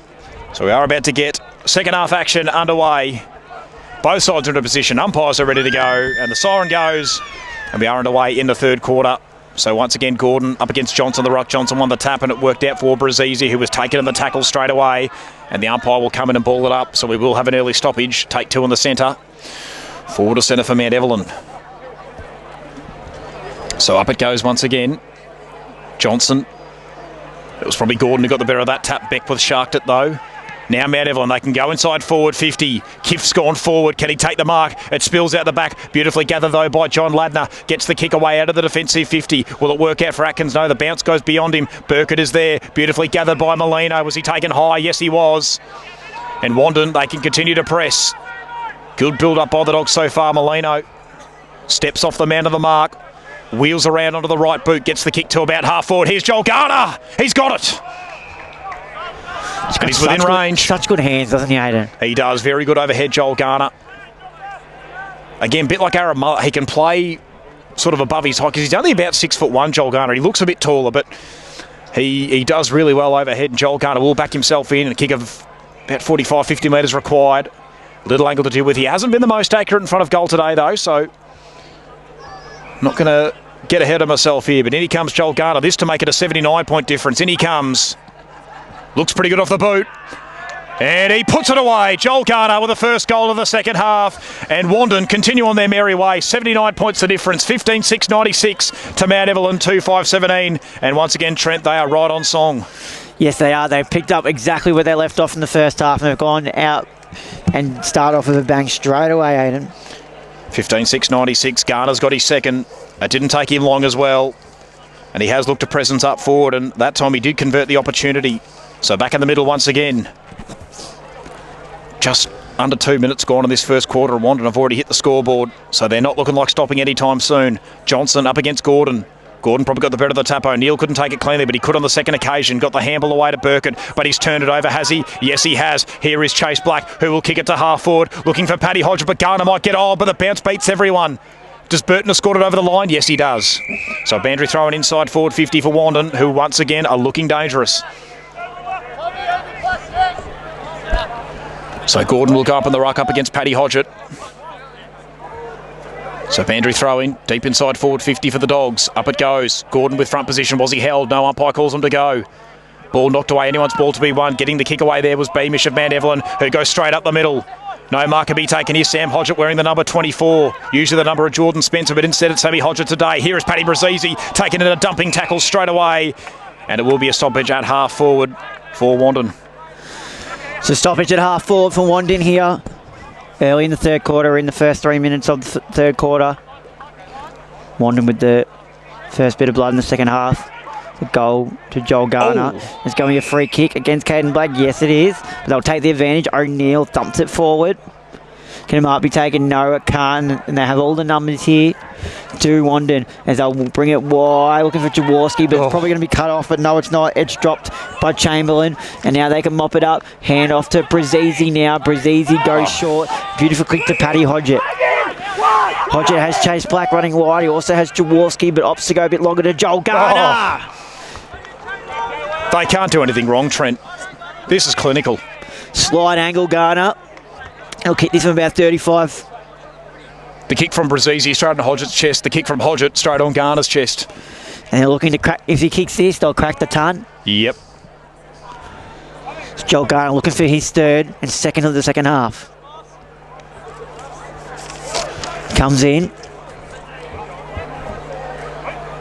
And kick looks very good, and it's straight through the middle, no problems at all. He kicks his third, and it's Wandin 16th, and they are now in the hundreds. 85 points adrift they are. 16-6, 102 the Dogs to 2-5-17 are the Rovers. And this is getting uglier and uglier for Mount Evelyn. And Wandin really stamping their authority early days in season 2025 as a real force. We knew that they were going to want to make amends for last year, Trent, but gee, I don't think we were expecting this. No, not at all. So back in the middle once again. So be back in the middle here. Gordon and Johnson. Gordon's fought hard in the ruck so far today. He has. And he'll win this tap. There's going to be a high contact free kick. Umpire pointed one way, then it's gone the other way. So originally we thought it was going to Johnson, but it's going to go to Gordon. And Wandin are wasting no time getting the ball back to them, so they can set up behind play and look at all the numbers they get back already. O'Neill presents a little lead. He goes further, does Gordon. Brazizi will cut this one off and waste no time handling. I thought he almost mucked it up, but they might get out this through Hurst, but a tackled laid there. A couple of handballs will link up here. Mount Evelyn done this all right. Kick moving forward off the boot there of Michael Gibbons, but it's going to be cut off there by what looks to be Lewin Jones. Yeah, Lewin Jones. So Lewin Jones is a big up and under down the line. Johnson's there. Unable to hold the mark, a pack is made. Johnson goes back in and tries to get it. They appeal for holding the ball, but the umpire disagrees and he'll call for the ball to ball this one up. So the ball will be balled up here. Gordon just decides to go the big stiff stump. Unable to do a Chamberlain push underneath the ball. Tackle is laid in the full 50 for Mount Evelyn. They've got a kick towards goal here, but it's well offline. It's going to go out of bounds on the full as Willis has helped into the post. So a free kick for Wandin in the back pocket.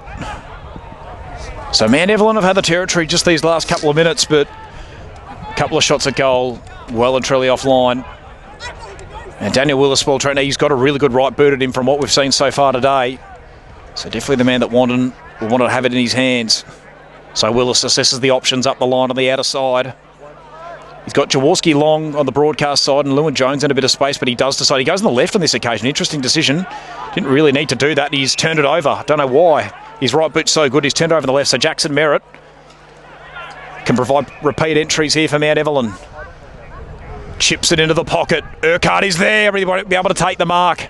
Maybe an opportunity here with Matty Gibbons in the pocket, but he was tackled. Still a chance maybe. Willis, does he rush it over? No. Kick comes out wide and finds Jaworski, who's got Molino up the line. But he wants to go beyond him. Will Garner provide a lead?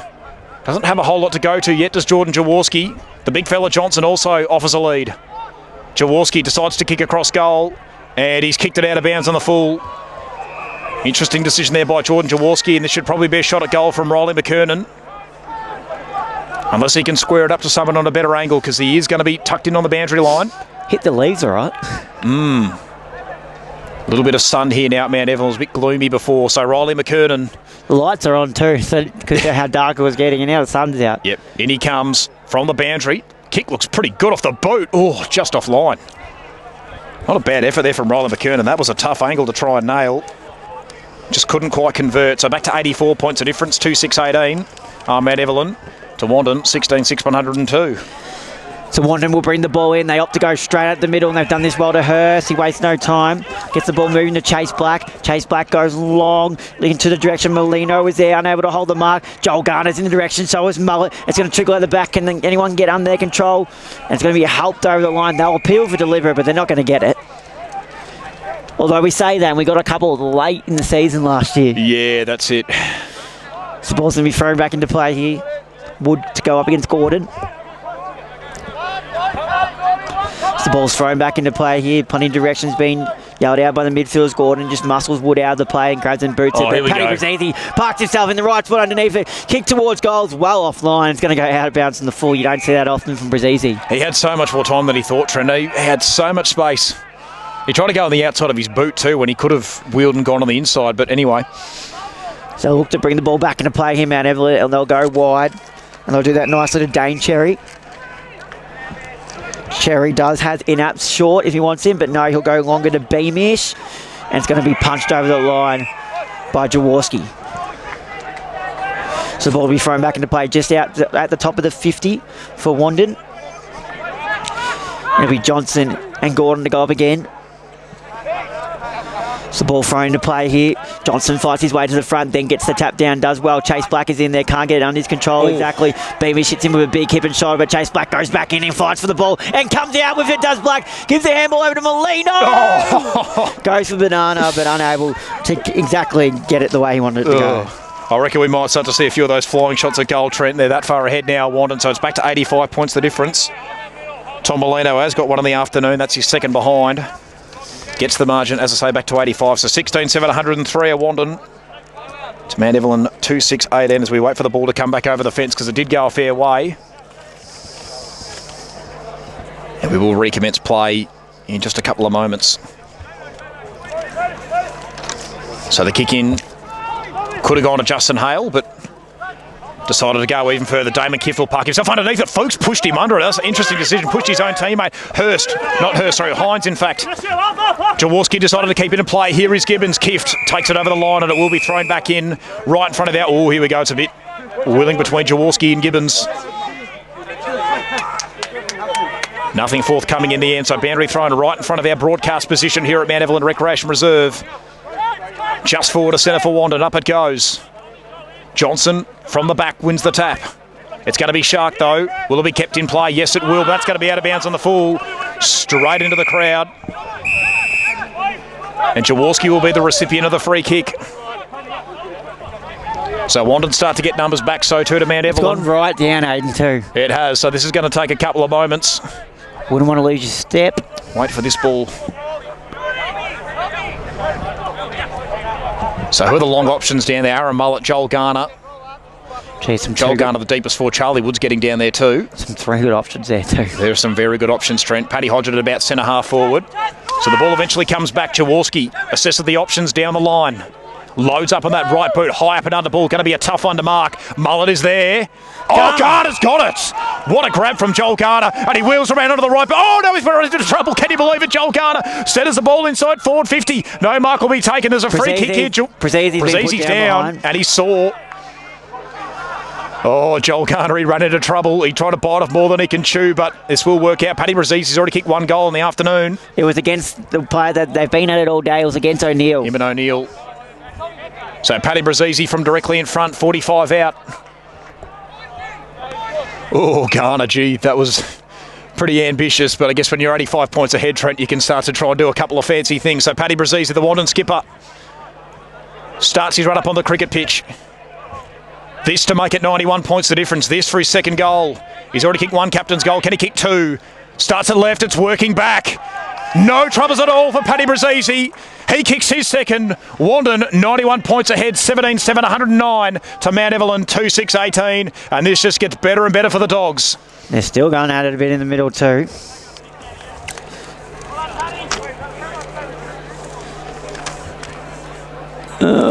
Two goals for the Wandin skipper. Mount Ev still yet to register a goal in this second half. Just the one behind. Wandin have already kicked three.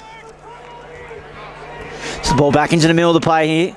Fuchs is going to go in the ruck and Wood to the two secondary ruckmans. So the ball's thrown up in the play. Fuchs probably got the tap down. O'Neill gets the handball over to Kiff, but it's smothered straight away by Joel Garner. Beckwith quickly on it, can't cleanly take it though. And picking it up there nicely there with a tackle straight away was Tom Burkett.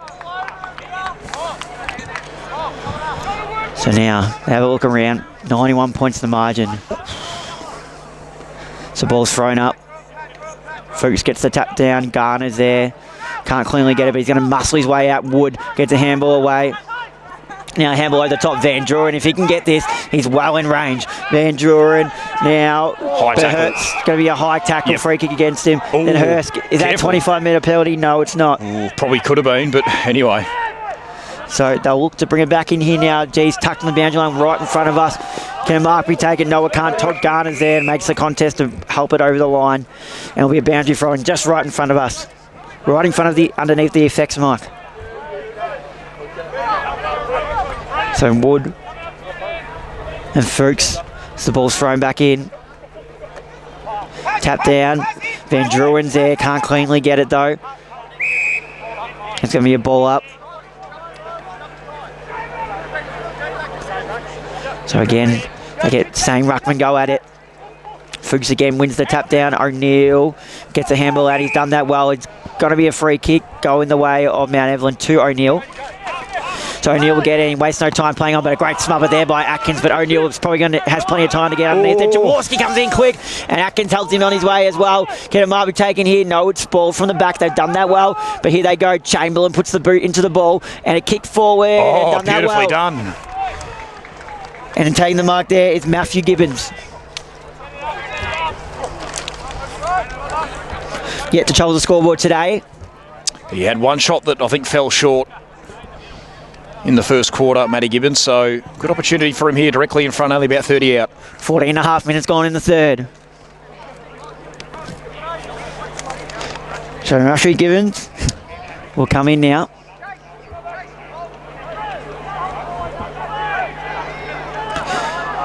Begins his approach. He's not always at the approach now. About 30 out. Kicks on its way, but it's going to miss by a fair bit. Gee, only just snuck it through.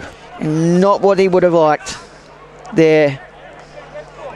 Most certainly not, Trent. So 2-7-19 now. Todd Garner with the kicking duties here for Wandin.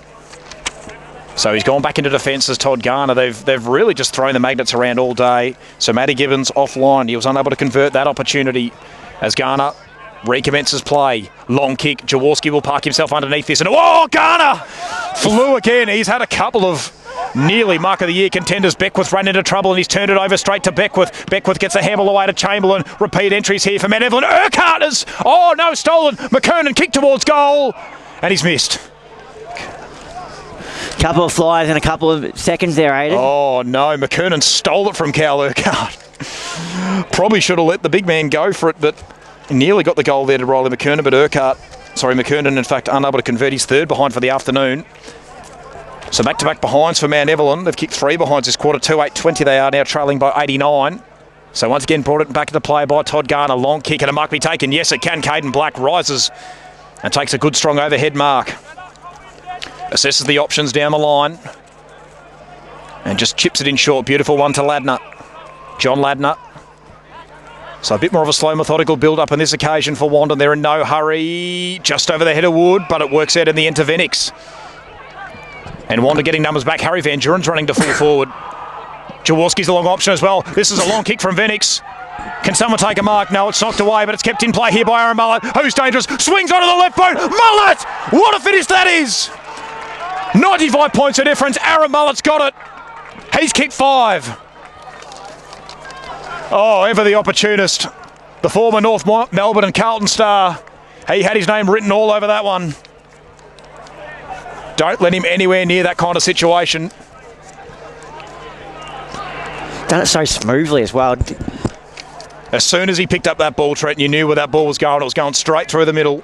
18-7, 115 now. Wandin to Mount Evelyn, 2-8-20. It is a 95-point difference.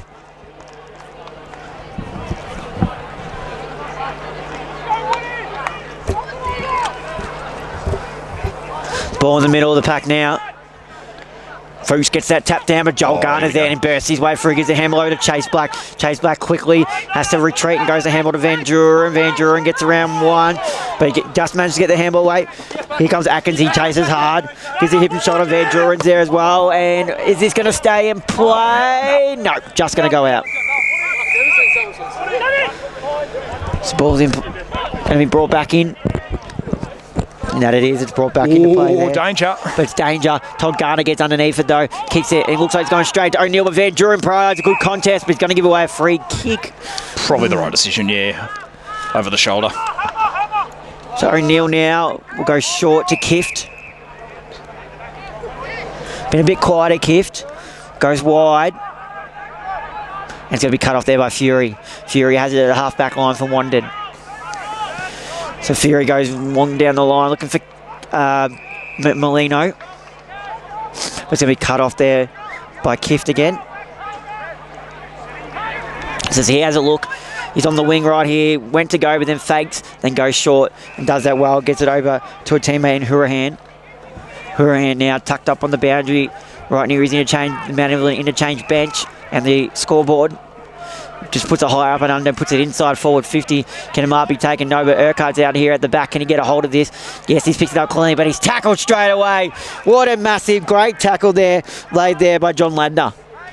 Defensive pressure there. Only 2 goals for Mount Evelyn today. 2 goals, 8-20. Yet to Wandin's 18 goals, 7, 115. That's it, Trent. They dominated in all facets of the game. So they, as the umpire blows his whistle, and he's going to continue to ball this one up inside the forward 50 for Mount Evelyn. So can they create an opportunity here? Ball up. Gordon grabs it out of the ruck, snaps it out of the ruck, and he's going to kick a goal. The big fella. Probably deserves one. Battled hard all day. No, you're absolutely right, Trent. One of the few, probably the only area of the game that Mount Evelyn have actually probably won the battle in is the ruck, because everywhere else, the midfield, the back line and the forward line, it's all been Wandin. But Billy Gordon has done a pretty good job. Eventually the goal is confirmed. So well done, Billy Gordon. His first goal on the board. Just grabbed out of the ruck, threw it on the right boot, got the hook on it. And a clever finish by the big fella. So it's back in the middle once again. Back to 89 points the difference. And he's going to start full forward, Billy Gordon. Here we go. So Fuchs will go up on the ruck for Mount Evelyn. And Ben Johnson back in there for Wandin. 20 minutes gone in the third. Yep, so ticked into red time now. We've had long quarters today, Trent. 32 in the first, 31 in the second. So up it goes once again. Fuchs and Johnson. Fuchs won the tap. Sharked though by Caden Black, but he spilled it. Fuchs gets a kick away. Can he find a target? Will the ball bounce fortuitously? No, it won't. Straight at the hands of Jaworski, but he was tackled straight away by Thompson. So they've got it forward to centre here, Mount Evelyn. Can they find back-to-back goals? Up it goes once again. Johnson to the front, got the better of the tap down to Brazizi, who's away. Releases that man there, and Harry Van Duren, who's just about within range. He can kick it that far. Long ball looking for Mullet. Oh, he just couldn't quite stick it. Does Hurst keep it in play? No.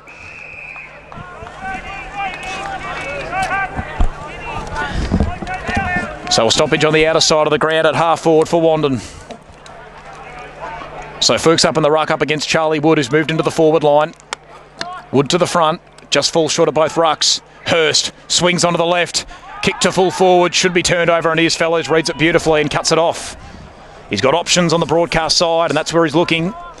And he just chips it short. That should work out okay for the moment. Into the hands of Smith, who takes on a couple. High up and under ball. To a 2-on-1 favouring Wandin, and beautifully done by the skipper and Tommy Hines, who wastes no time. Tommy Hines gets a handle away to Beckwith. Beckwith swings onto that right boot, kicks into the pocket. Here's Molino. Probably we're about half forward, in fact, but Tommy Molino will go back and line them up from about 50, maybe 45. Bit of an angle, but we'll get a pretty good look at this one. So Tommy Molino, just the one goal in the afternoon so far, a couple of behinds as well. This to get it back to 95. In he comes. Swings out on an arc, starts it right, it's coming back. Oh, he's just hit the steelwork. 90 points the difference. So Tom Molino, 1 goal 3 in the afternoon for him. 18-8, 116 to 3-8, 26.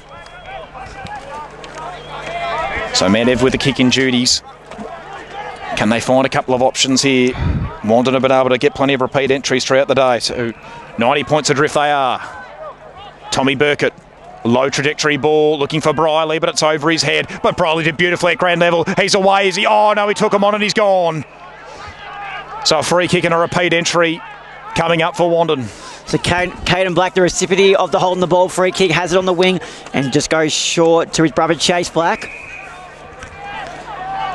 So Chase Black now, probably about 55-60 from home.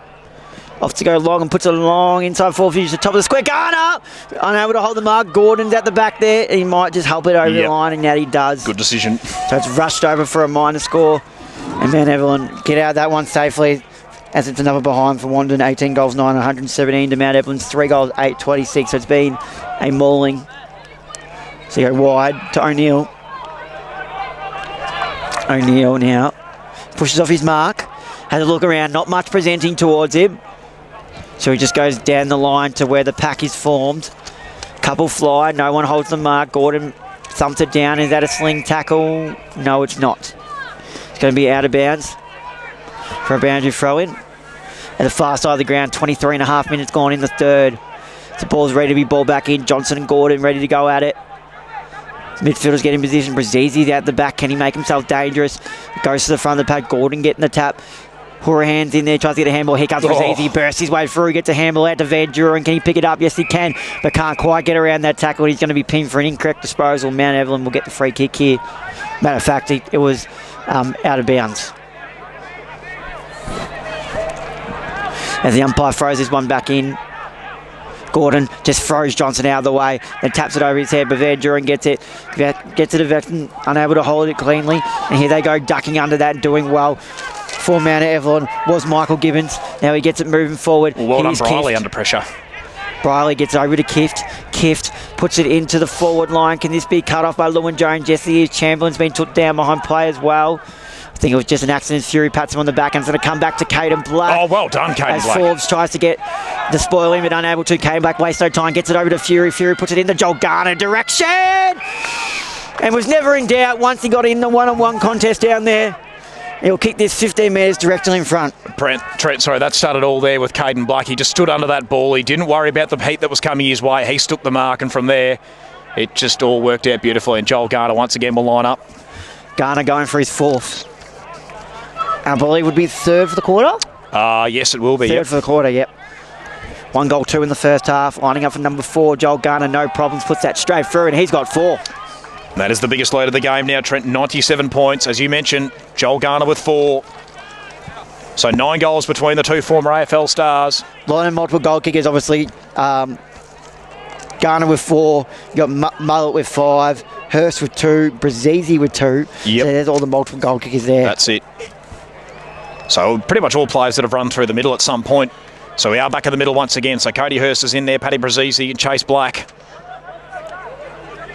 Kift Hale, and I think Horahan in there for Mount Evelyn. So up it goes once again. Billy Gordon the ruck up against Wood. Wood won the tap, tried to get it to Hurst, but the kick, also the bounce in fact, went away from him. Long kick inside forward 50. Has Ladner taken that? Yes, he has. Good strong intercept mark. So Ladner goes to the outer side of the ground. Not a bad looking kick to Cody Hurst. Falls straight into his lap. Beautifully done. Hurst directs the troops to where he wants them. And he might go across goal. No, he will just chip it down the line. Bit of an up and under one. Gordon is there through the hands of Chase Black. Hale in the area too for Mount Evelyn. Handball goes through the legs, picked up by Burkett. Anyone's ball to be won here on the outer side. Umpire comes in with a whistle and it'll be thrown back into play. Outer side of the ground. 26 minutes gone. Yep. So how long the quarter's been going for today, Aiden? So 32 in the first quarter, 31 in the second. So still plenty of time, you would think. Billy Gordon grabs it out of the ruck. Here is Van Duren. Long kick inside forward 50. Mullet's in a one-on-one, and he's got it. Too good for Bailey Forbes, and he can make the margin over 100 points if he kicks truly here. And he's already got 5 in the afternoon. This for goal number 6. So nearly 27 minutes have elapsed in this third quarter. And it has been a domination so far from Aaron Mullet and the Wandin side. He's directly in front, only about 20 out. Pretty straightforward, this kick, you would think. In he comes. No troubles at all for Aaron Mullet. He puts it through, and Wandin beyond 100 points. 103 points the difference. 20 goals 9, 129 to Mount Evelyn. 3 goals 8, 26 deep in the third.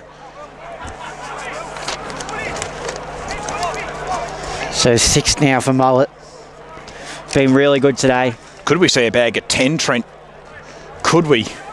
He's just looked very, very dominant in that forward line as the ball goes back into the middle once again.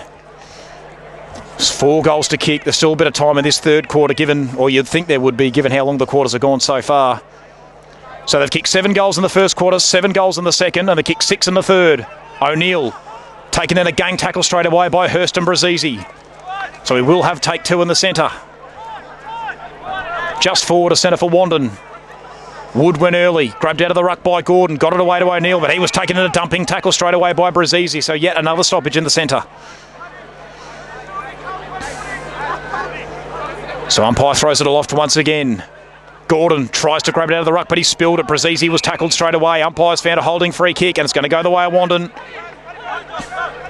So Paddy Brazzi goes out wide. Good kick it was to Van Duren. Van Duren just steps off the mark, appealing that maybe he's a bit too close. Umpire calls him to go. He just retreats back to Garner. Does he go with a switch? Yes, he does. Off to Tommy Hines. He's got Chase Black in a bit of space, but he looks further ahead. Does Tommy Hines.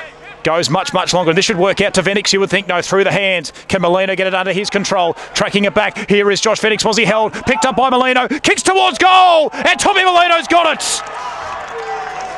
Clinical finish there from the Wandin number 10. It's 109 points the difference. 21-9, 135 to 3-8-26. And interesting enough, blows a kiss to the Mount Evelyn Pavilion. Yep. He can be a bit cheeky at times, can Tommy Molino, but that was a clinical finish. As mentioned, 109 points the difference it is now. Nearing three-quarter time. And they've just done everything right today, have Wandin. They have 29 minutes gone in this third quarter. Is there a time for another goal? Well, that's 7 goals in every quarter so far for Wandin, Trent.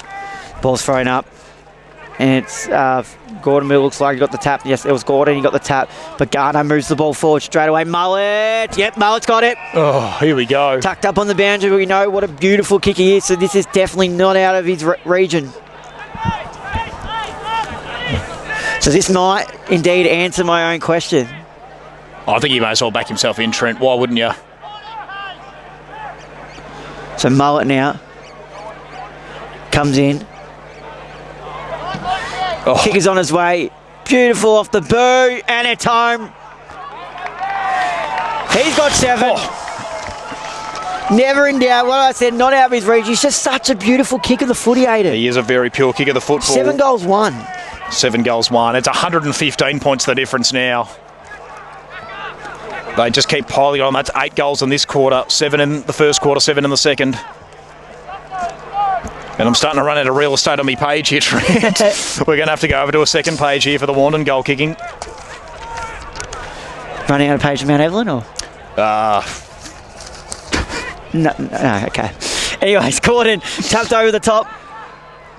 As they move it forward again, Joel Garner gets the clearance. Kick moving forward again in the Mullet direction, but standing under and taking a nice intercept mark. Mount Evelyn didn't quite gather who the player was. They've done that nicely. They go short to Kift. In fact, it was Tommy Burkett who did that. It was a good standing underneath the footy as they kicked down towards the pack. And Van Duren's going to get under the hold of this. And it kicked on its way down. And it's Joel Garner. Don't tell me. And he's within region. We noticed this is not 50-metre arcs. So he'll kick this about 45, and that's exactly what he's going to do. He's going to back himself in. In the first half, he had a bit of a... Oh, hang on. He's passed it off. Paddy Hodger looks it, and then he'll go short to Van Duren. And he's definitely within range, Trent. Someone you don't see kick many set shots, I say. No. Like you see him kick running goals, but not set shot goals. Yeah, this will be interesting to see how he goes about this. This ball will end up in Montrose, I reckon, Trent. He's just that big of a kick, and he's only got to kick it about 30-odd metres.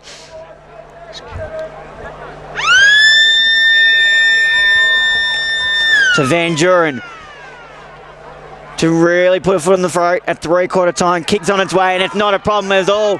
And it's well over the top. Van Duren kicks his first and kicks Wandin's 23rd. There we go. So it is a 20-goal margin at the final change here in the Professionals Cup between Wandin and Mount Evelyn. Live and exclusive on the local footy hub. And it has been Wandin all day. Now, we were talking, Aiden, do you think Wandin could crack the 200?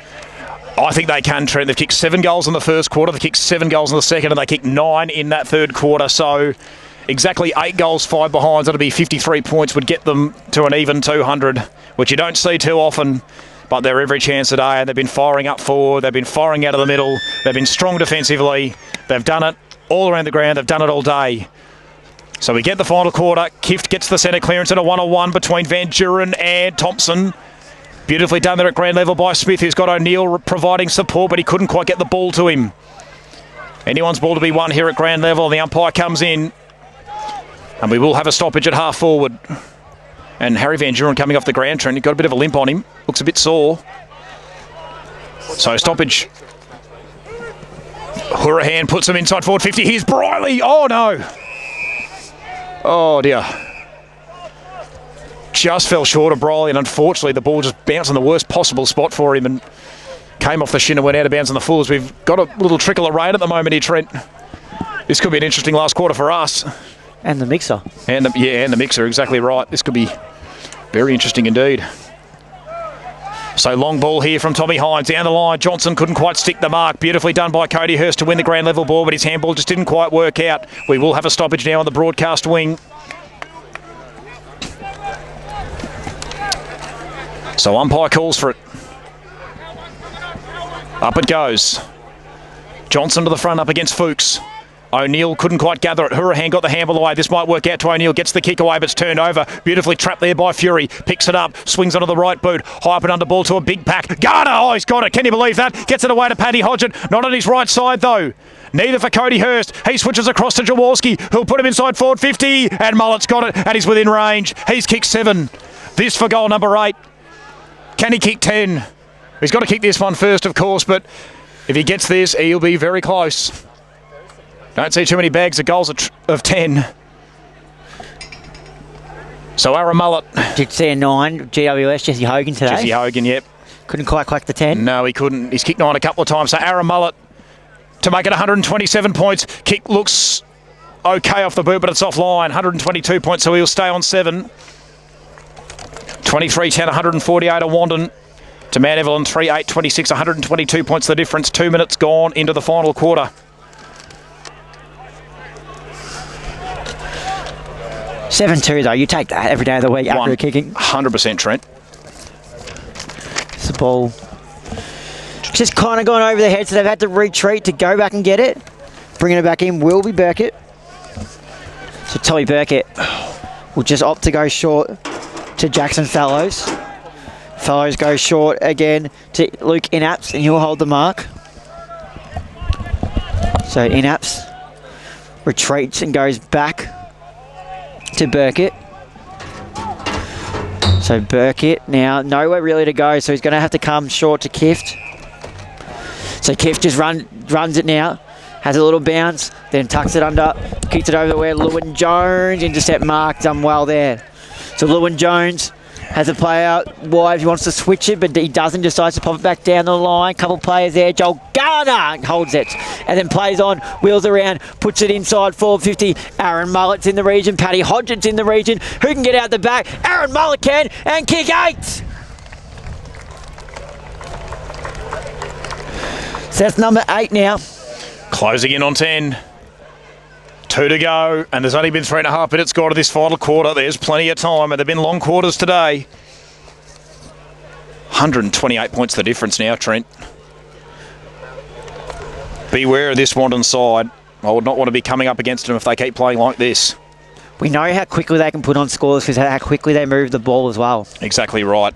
And this is decent opposition too, Trent. They played finals last year, Mount Evelyn, so... And they've brought in a lot of recruits through as the ball continues play. Gordon gets the tap down. Can Mount Evelyn get the clearance through O'Neill? Did he get a handball? Umpire says yes. Kiff gets it and kicks the ball forward. Can it be taken, or can it even stay in play? No, it doesn't. It's going to be out of bounds in the full. The recipient's going to be Damien Fury. So Damien Fury will take it right in front of his interchange bench. So Fury now puts it off his mark. Goes short looking for Azizi, but turns the kick over. Kift grabs it, handball over the top. Can they make some of this? But just the pressure has been enormous from Wandin all day. Brazizi gets it back to Fury. Fury now decides to just thump it long. Mullet's in the region, so is Garner. Mullet gets around 1, snaps around his body. Can he kick 9? And he's kicked it! Wait for the all clear. And he's kicked it! He's got it. Got 9. He's creeping in on that 10. Oh, he's so close now, Trent. There's so much time. 5 minutes haven't even elapsed yet in this final quarter. Mullet, 9 goals, 2 in the afternoon. And he's just been a superstar today. You have to keep him forward now. You can't throw him in the middle. Got to keep him there until he at least kicks 10, then you maybe give him a bit of a run in the gut. So it's back in the middle once again. Mullet's already kicked 2 in the last quarter. Wandin have extended the margin to 134 points. Up it goes. Billy Gordon was in the ruck up against Johnson. They're going to go inside forward 50 once again here. It's going to come over the back. Can Jace Black pick it up cleanly? No, he can't. Hodgett on hands and knees. O'Neill, is that holding the ball? Oh, Mullet tackled him as well. He would have been lining up for goal number 10. Swinging through traffic there and doing well was Hale. He kicks towards the boundary line. It'll go out of play. and will be thrown back in. The rain starts to get a little bit heavier here at Mount Evelyn Recreation Reserve. 25-10, 160, place 3-8-26. It's 134 points the difference. Wandin have been clinical all day. Boundary throw in. Here we go once again. Beckwith got the handball away just in time. The handball releases Brazizi, who couldn't take it cleanly. He just paddles the ball in front of himself. Can't quite make it work. Here is Gibbons, got a handball away just in time. Long kick off the boot of Burkett, looking for Hurahan, but he's turned it over. And Todd Garner will take the easy intercept mark.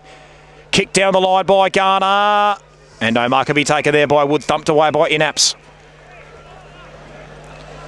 As rain continues to pour here at Mount Evelyn Recreation Reserve. Been a magnificent performance today by Wandin. So Bandry throwing, Gordon up against Johnson. Gordon to the front, wins the tap. O'Neill couldn't get it cleanly, and the umpire calls for it. Repeat stoppages on the outer side. Half forward for Wandin. So yet another stoppage. Nearly 7 minutes gone into the final term. So umpire taking his time here, but eventually recommences play. So Gordon again, he just grabs it out of the ruck on this occasion. Did well, got it away to Damon Kift, who centres the ball beautifully. Looks like Inaps, who wastes no time. Oh, did well. Stepped around Garner, kicks inboard, looking for Thompson, but it'll work out for Venix of Wandin, who gets the handball away. Found Chase Black, who tried to stiff arm his man. McKernan gets the kick away just in time. It's wide, but it'll work out to Charlie Wood, and Wandin are on the build. Where can Wood go? Loads up on the right boot. Mullet's there again. Can he get it out the back? No, he can't. And Urquhart, who's gone down to defence, takes the intercept mark. Urquhart down the line. And that's a pretty good option. They'll kick across here, will Mount Evelyn. And eventually, the ball drops there for that man in Merritt. Merritt now moves it forward. And he gets to be cut off by Hines, though. Hines at half-back will just go short. We believe Sammy Hodgett. Yeah, it is Sammy Hodgett. Changed the number, was it? Yeah, he changed the number, yep. It probably maybe got blood on it when he went off with the blood rule. I think so, yeah. So now he'll go short over the top. This will be Hurst. And he'll waste no time playing on. He'll just go short looking for Mullet. Here we go. Mullet is within range too. Has 9. The way he's kicking today, Trent. The way he's been kicking him today. With the rain coming down too.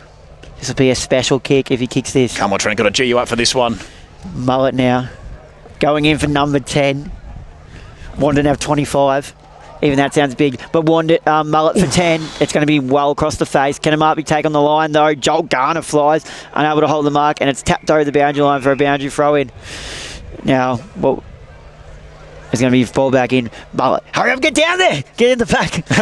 But, so they're going to be thrown back into play now. With Johnson and Fuchs. Thrown back in. Johnson probably got the better of that tap. Caden Black, gets underneath, but he's tackled straight away and helped over the line for a boundary throw in. 9 minutes gone in the last. It's the ball as the rain starts to come down a bit more. This ball's going to be thrown back into play. Ball back into play. Both rucks probably get a tap on that. Molino gives away a high contact free kick, and Mount Evelyn will look to pounce off this. And it's in the hands here by the looks of a Callan Smith. And he'll switch it wide and go even wider to Cherry. Plays on straight away, and it looks like he's going to turn this one over, but unable to hold the mark. Venix. There was Venix. He goes back to Hines. He manages to gather it, go back to Hines. Goes to Wood on the wing. Wood can go back, and in back he does to Hodgett. Hodgett now switches over to Jaworski. Jaworski then has Fury, uses him over the top. Now Hodgett's moved his way up the ground too. He's done well with his work rate. Will he be used? No, they're going to probably go over the top and further. Looking for Hodgett.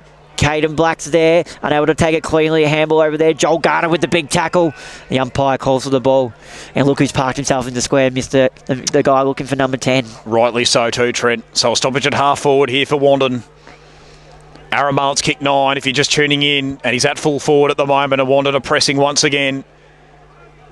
Here we go. Johnson, the big fella, kicks towards goal, and he's got it. What a goal. Ben Johnson, how about that right boot? The big fella, and they come from all corners to get around him. The margin, 140 points, 26-10, 166 to Mount Evelyn, 38-26, and the party continues for the Dogs. Another first goal for a first gamer. That's it. Vennick's got one. So too to, Caden Black, in fact, it was not Chase. He's played a couple of years for Wandin. And that is a clinical finish there from the big fella. Ben Johnson. 26-10, 166. Plays 3-8-26. Man, Ev yet to register a score in this final quarter. Wandin have just been brilliant all day. The ball's back in the middle once again. Up it goes. Wood in the ruck up against Inaps. An interesting decision there. Haven't seen him in the ruck all day. Here we go. So Wandin once again a forward, a centre. Bit of advice there from the crowd for me, Trent. Interesting one. Here we go. Up it goes once again. Wood up against Inaps. Wood smashes it down. Picked up by Braziz at ground level. Here is Brody Atkins. Atkins, long ball. Johnson at full forward. So too is Mullet. Crumbers are everywhere. Molino, open goal. No. Rush for a minor score. Just got back in time. Did the Mount Evelyn defence, but it's 141 points now. Third rush behind of the day for Wandin, 26-11, 167. I can say we did not expect this, Adam. We did not expect this at all, Trent. This is two finalists playing against each other, but one team just incredibly hungry to make amends for a grand final loss last year. High up and under ball. Can Lewin Jones take the mark? No, he can't. Tapped on there by Wood. Briley couldn't quite take it cleanly. Kiff gets himself involved. Here we go. Out the back is Matty Gibbons. 40 out. Kicks towards goal and he's offline. Through for a minor score. Gibbons can't convert. Back to 140 points the difference. So second behind of the afternoon for Matt Gibbons. 3-9-27 now placed 26-11, 167. An even 140 point margin. And Mount Ev registered their first score of the final quarter. So look to bring it back into play. I think that's Garner. Garner. It's in the hands of Saw the two. They're looking for Paddy Hodge. Garner flies just over the top. Now they can try and go back inside, but Paddy Braziz, he just runs straight through. He's done that a couple of times today. Then whips onto his preferred foot and puts it out of the front of Jaworski. We know runs hard all day, and that he does. Sits well for him too. Then backs back, gives a handball over the top to Atkins. Atkins pops it over. It's going to go out of bounds and forward. It was in the region of Mullet. Oh, Mullet was dirty. He wanted that 10th goal, and Brody Atkins couldn't find him, Trent. He couldn't find him, but there's still plenty of time. So now they'll bring it back in. They'll switch it over to Forbes. So Forbes now has a bounce. And then kicks it down the line. Is it going to be cut off? Not quite, but yes, Hurst has got it now. Go back to Todd Garner. Todd Garner goes short. A couple of players to choose from. Paddy Hodgett. Now Beckwith gets it. Tucks on his arm. Run through. Beckwith towards goal. And it's home. Boy, oh boy. 146 points. He kicks his first. Nearly, gee, Trent. Hang on. 1, 2, 3, 4, 5, 6. I think with Macaulay Beckwith kicking that is 15 goal kickers for Wandin. 15 goal kickers. That's crazy. You don't see that too often. Where is Macaulay Beckwith? Here he is here. That is unbelievable. So the ball comes back into the settle once again. Beckwith with another goal. It's just got a little bit of light rain in this last quarter. 14 minutes now, Aiden, and 27 points they require to get to that 200. Yep, that's it. One more goal for Chase back. Here's Macaulay Beckwith once again. Gets the handball away, which releases Venix. It'll put him inside forward 50, or it'll just go short in the end to Hodgett. Mullet calls for it long. Where is he? There. There he is. He's got it. Aramola. Here we go. This for goal number 10. You don't see this kind of thing too often, but Aramola has an opportunity here to hit double figures. He can extend the margin to 152 points, but more importantly, kick goal number 10. And he's been deadly accurate today. 9 goals, 2. In he comes on that left boot. Mullet. Kick looks pretty good. Just offline. 9 goals, 3.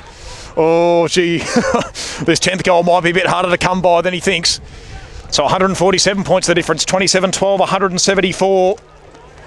To Mount Evelyn, 3-9-27. Mullet with his third behind of the afternoon to go with his 9 goals. And Wandin just continue to pile on the pain. As mentioned, it's 147 points the difference. And it's going to go back inside forward 50 here. Hines finds Beckwith. Beckwith to Cody Hurst. Hurst Kick to the top of the square. He's turned it over. And the intercept mark is taken. Manev out of a jam for the moment. Kick goes out wide to Forbes. Forbes. He's unsure where to go. There's not a lot of options, but he goes short and it works out in the end of the skipper and Kift. No, it's not Kift. In fact, it's Burton. Burton short to Cherry. Dane Cherry short to Inaps. So they've really locked him up here of Wandin. There's no easy way out for the moment. Inaps, he's unsure where to go. He goes short too, and that'll work out okay. And then to Hale. So no easy way out. Briley provides a lead. He's turned it over. Dangerous times. That's holding the ball. Black's got him. Where's Mullet? Trent, where is he? Oh no, he's behind the ball. What's he doing? It's Joel Garner who's got him actually. Here he goes, headed off. Mullet's away. Long kick towards goal for goal number 10. Oh, he's missed it. 9 goals 4. Oh, he was there. Garner understood the assignment. He handed it straight off to him and he just couldn't quite get the connection. 148 points the difference. Here we go. They might be a chance again. Oh, Joel Garner didn't give it to him. He centres the ball and he might have turned it over. And Manev out of trouble for the moment. So Manev will get out of trouble for now, but Cody Hurst will probably get underneath this one. That he does. Handballs over to Jordan Jaworski. Jaworski gets out of trouble, runs around a few, then puts it into the forward 50. Can it might be taken? No, it's just fallen to the ground. Manev will look to mop it up for now. We got played down right in front of us to Aiden. Yep. As we go, as Manev will get out of the half-back region now. With 17 minutes gone in the last. 3-9-27 plays 27-13, 175. Impressive performance here by Wandin, stamping their authority on the competition early. Now they get a handball backwards and a big thumping ball is in by Hourahan. But it's going to go straight to Jaworski. So now Jaworski goes wide, looking for Hurst, and it just stays in place. It's going to be a boundary throw in. So the ball to be thrown back into play. Here's the ruckman quickly getting over. Woods coming over. And Gordon. So ball thrown into play. Gordon grabs it out of the ruck. Handballs over to skipper Kift. Kift inside forward 50. It might be taken. No, Hines. Brilliant punch from behind. Now they go forward. Was that high? And they get a couple of handballs, but now Hines has it off the tackle and the rebound. They get it forward. Paddy Hodgett works hard. Can the bounce sit for him? That it does.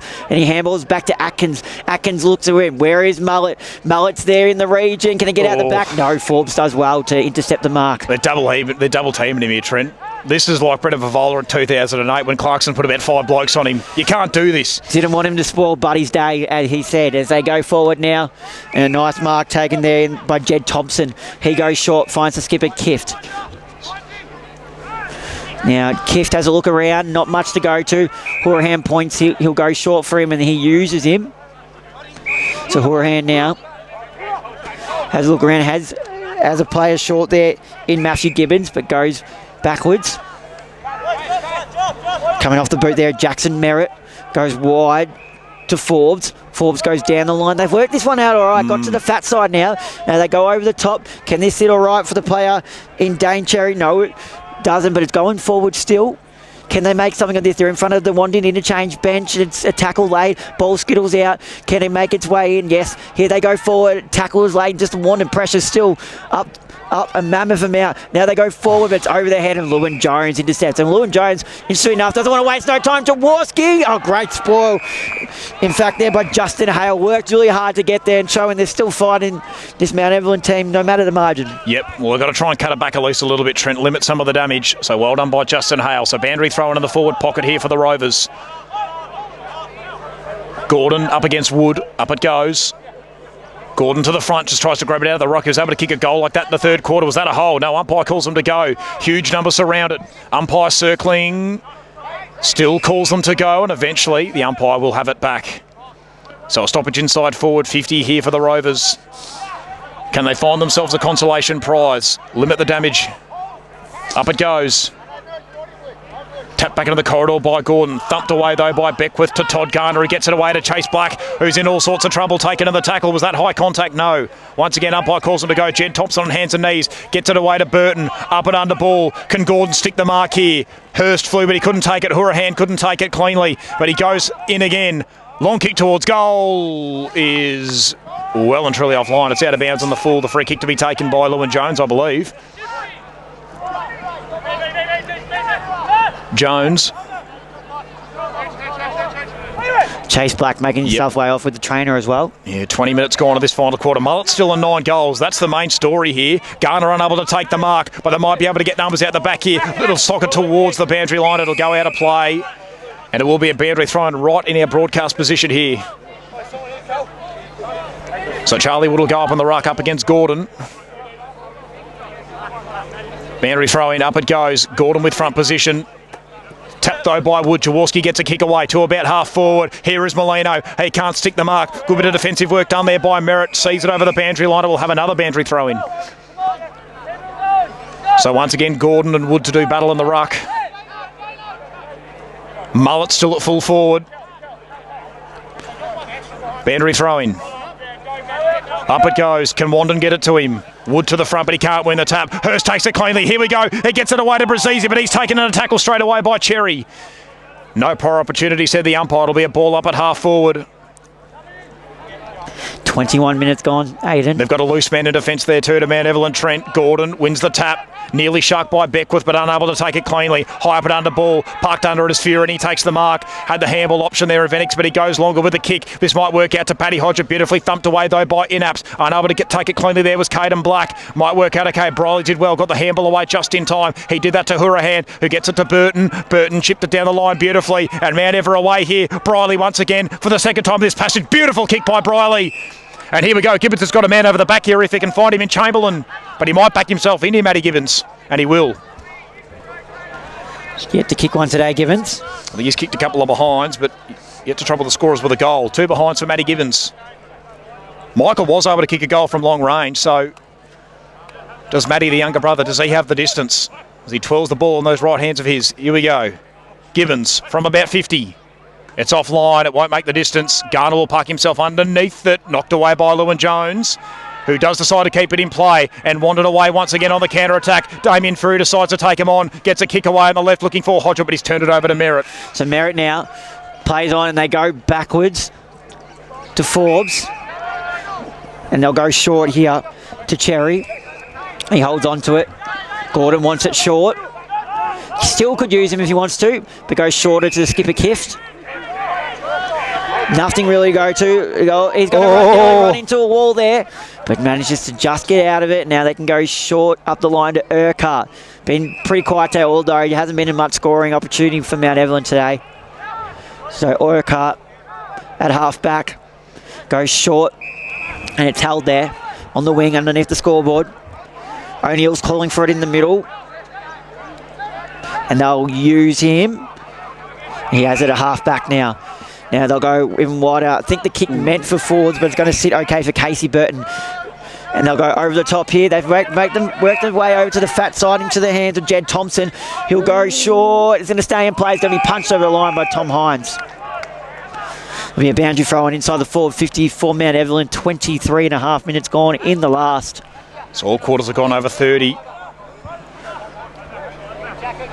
Ball thrown back into play here. Gordon front position, just thumps it forward, trying to buy that goal.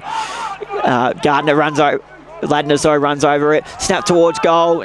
Hurahan it was. And it's going to go through for a minor score for Mount Evelyn to Hurahan. So not the 4th goal that they would have been looking for, unfortunately, but they add a score to their total as they look to bring it back into Wandin through Hines.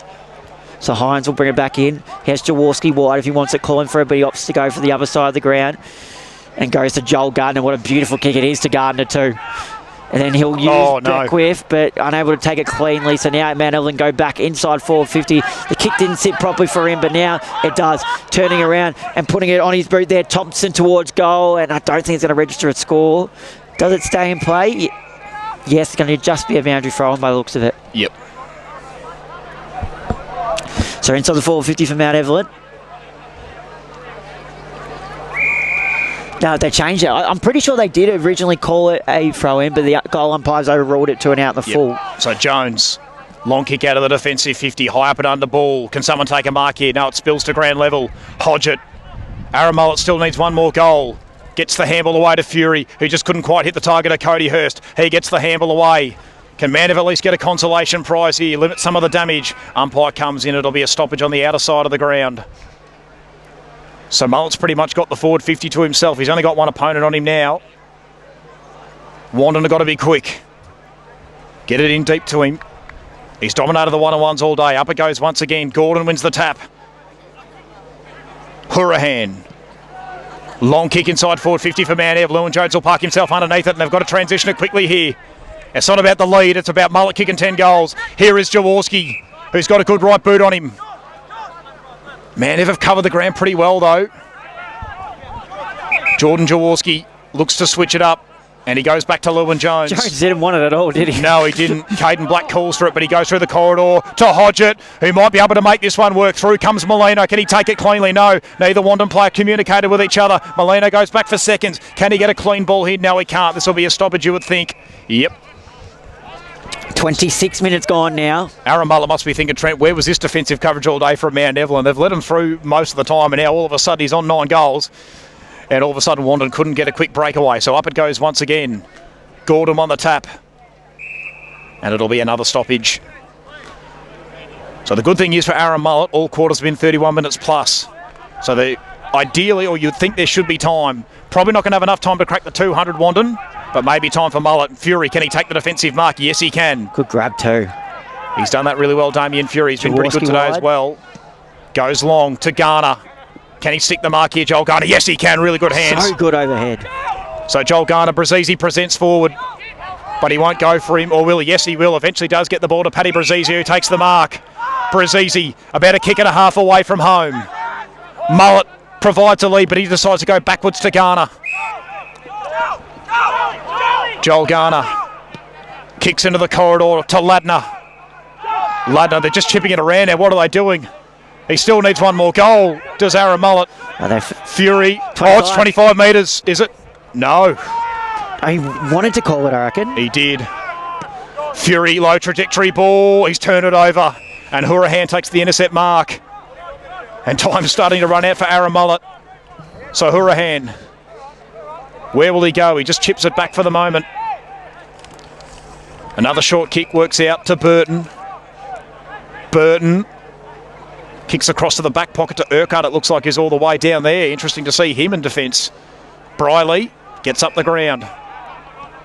Beautiful right kick. Oh, nobody's turned it over, Briley. It looked pretty good, but Macaulay Beckwith did well defensively. Now there might be a chance he wanted. Can they get the ball back inside forward 50? Trent wanted in the back. Umpire said no, it's a stoppage. That was the fan in me. No, that's it. I think we all want to see this 10 goals, Trent. It's the only thing that's really probably kept us up and about, really, all afternoon. Aaron Mullet, can he kick 10? Where is he? He's back at full forward once again. Up it goes. Neither ruck could win the tap. Venix tried to shark it, but he couldn't take it cleanly. In goes Hurahan once again. He's had a really good second half. Turned over, and they might be away here through McKernan. So they have a chance to go inside forward 50. There's a whistle being blown. 25-metre penalty. Is it? Yes. I believe. Oh, downfield, I think. Downfield, yep. Just going to go into the hands of Chamberlain. Hit one behind today. So a chance to register their 4th for the day. Just drop the margin a little bit. So Chamberlain comes in. Just about 29 minutes gone on the clock, and he makes no mistake and puts it forward. Back to 141 points. So 4-10-34 Mount Evelyn. But could this be where they're dangerous now, getting it down to him through the centre clearance? Yeah, this is where they can really do it. So get all your big names in there. We got Cody Hurst. Joel Garner's in there. Yep, that's good to see. And surely got to have a Paddy Brazisi in there as well, Trent. No, I think Harry Van Duren's gone in there. Here we go. Oh, is that Macaulay Beckwith? No, it's Macaulay Beckwith. There we go. Who's going to come into the middle? So Trent, take us away. Can we get Aaron Mullet to 10 goals? It's the ball in the middle now.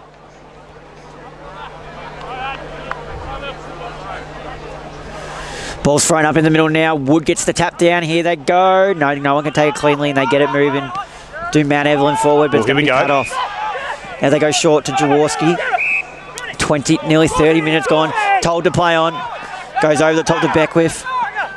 Beckwith goes short. It's going to be cut off too, and there's the siren to end the game. There we go. So that will conclude the Professionals Cup. Aaron Mullet, unfortunately, could not quite break the 10 goals, but Wandin, it won't matter, because they have won by 141 points. The final score, the Dogs 27-13, 175 to Mount Evelyn 4-10-34. Trent, it was just a clinical performance from start to finish. It really was.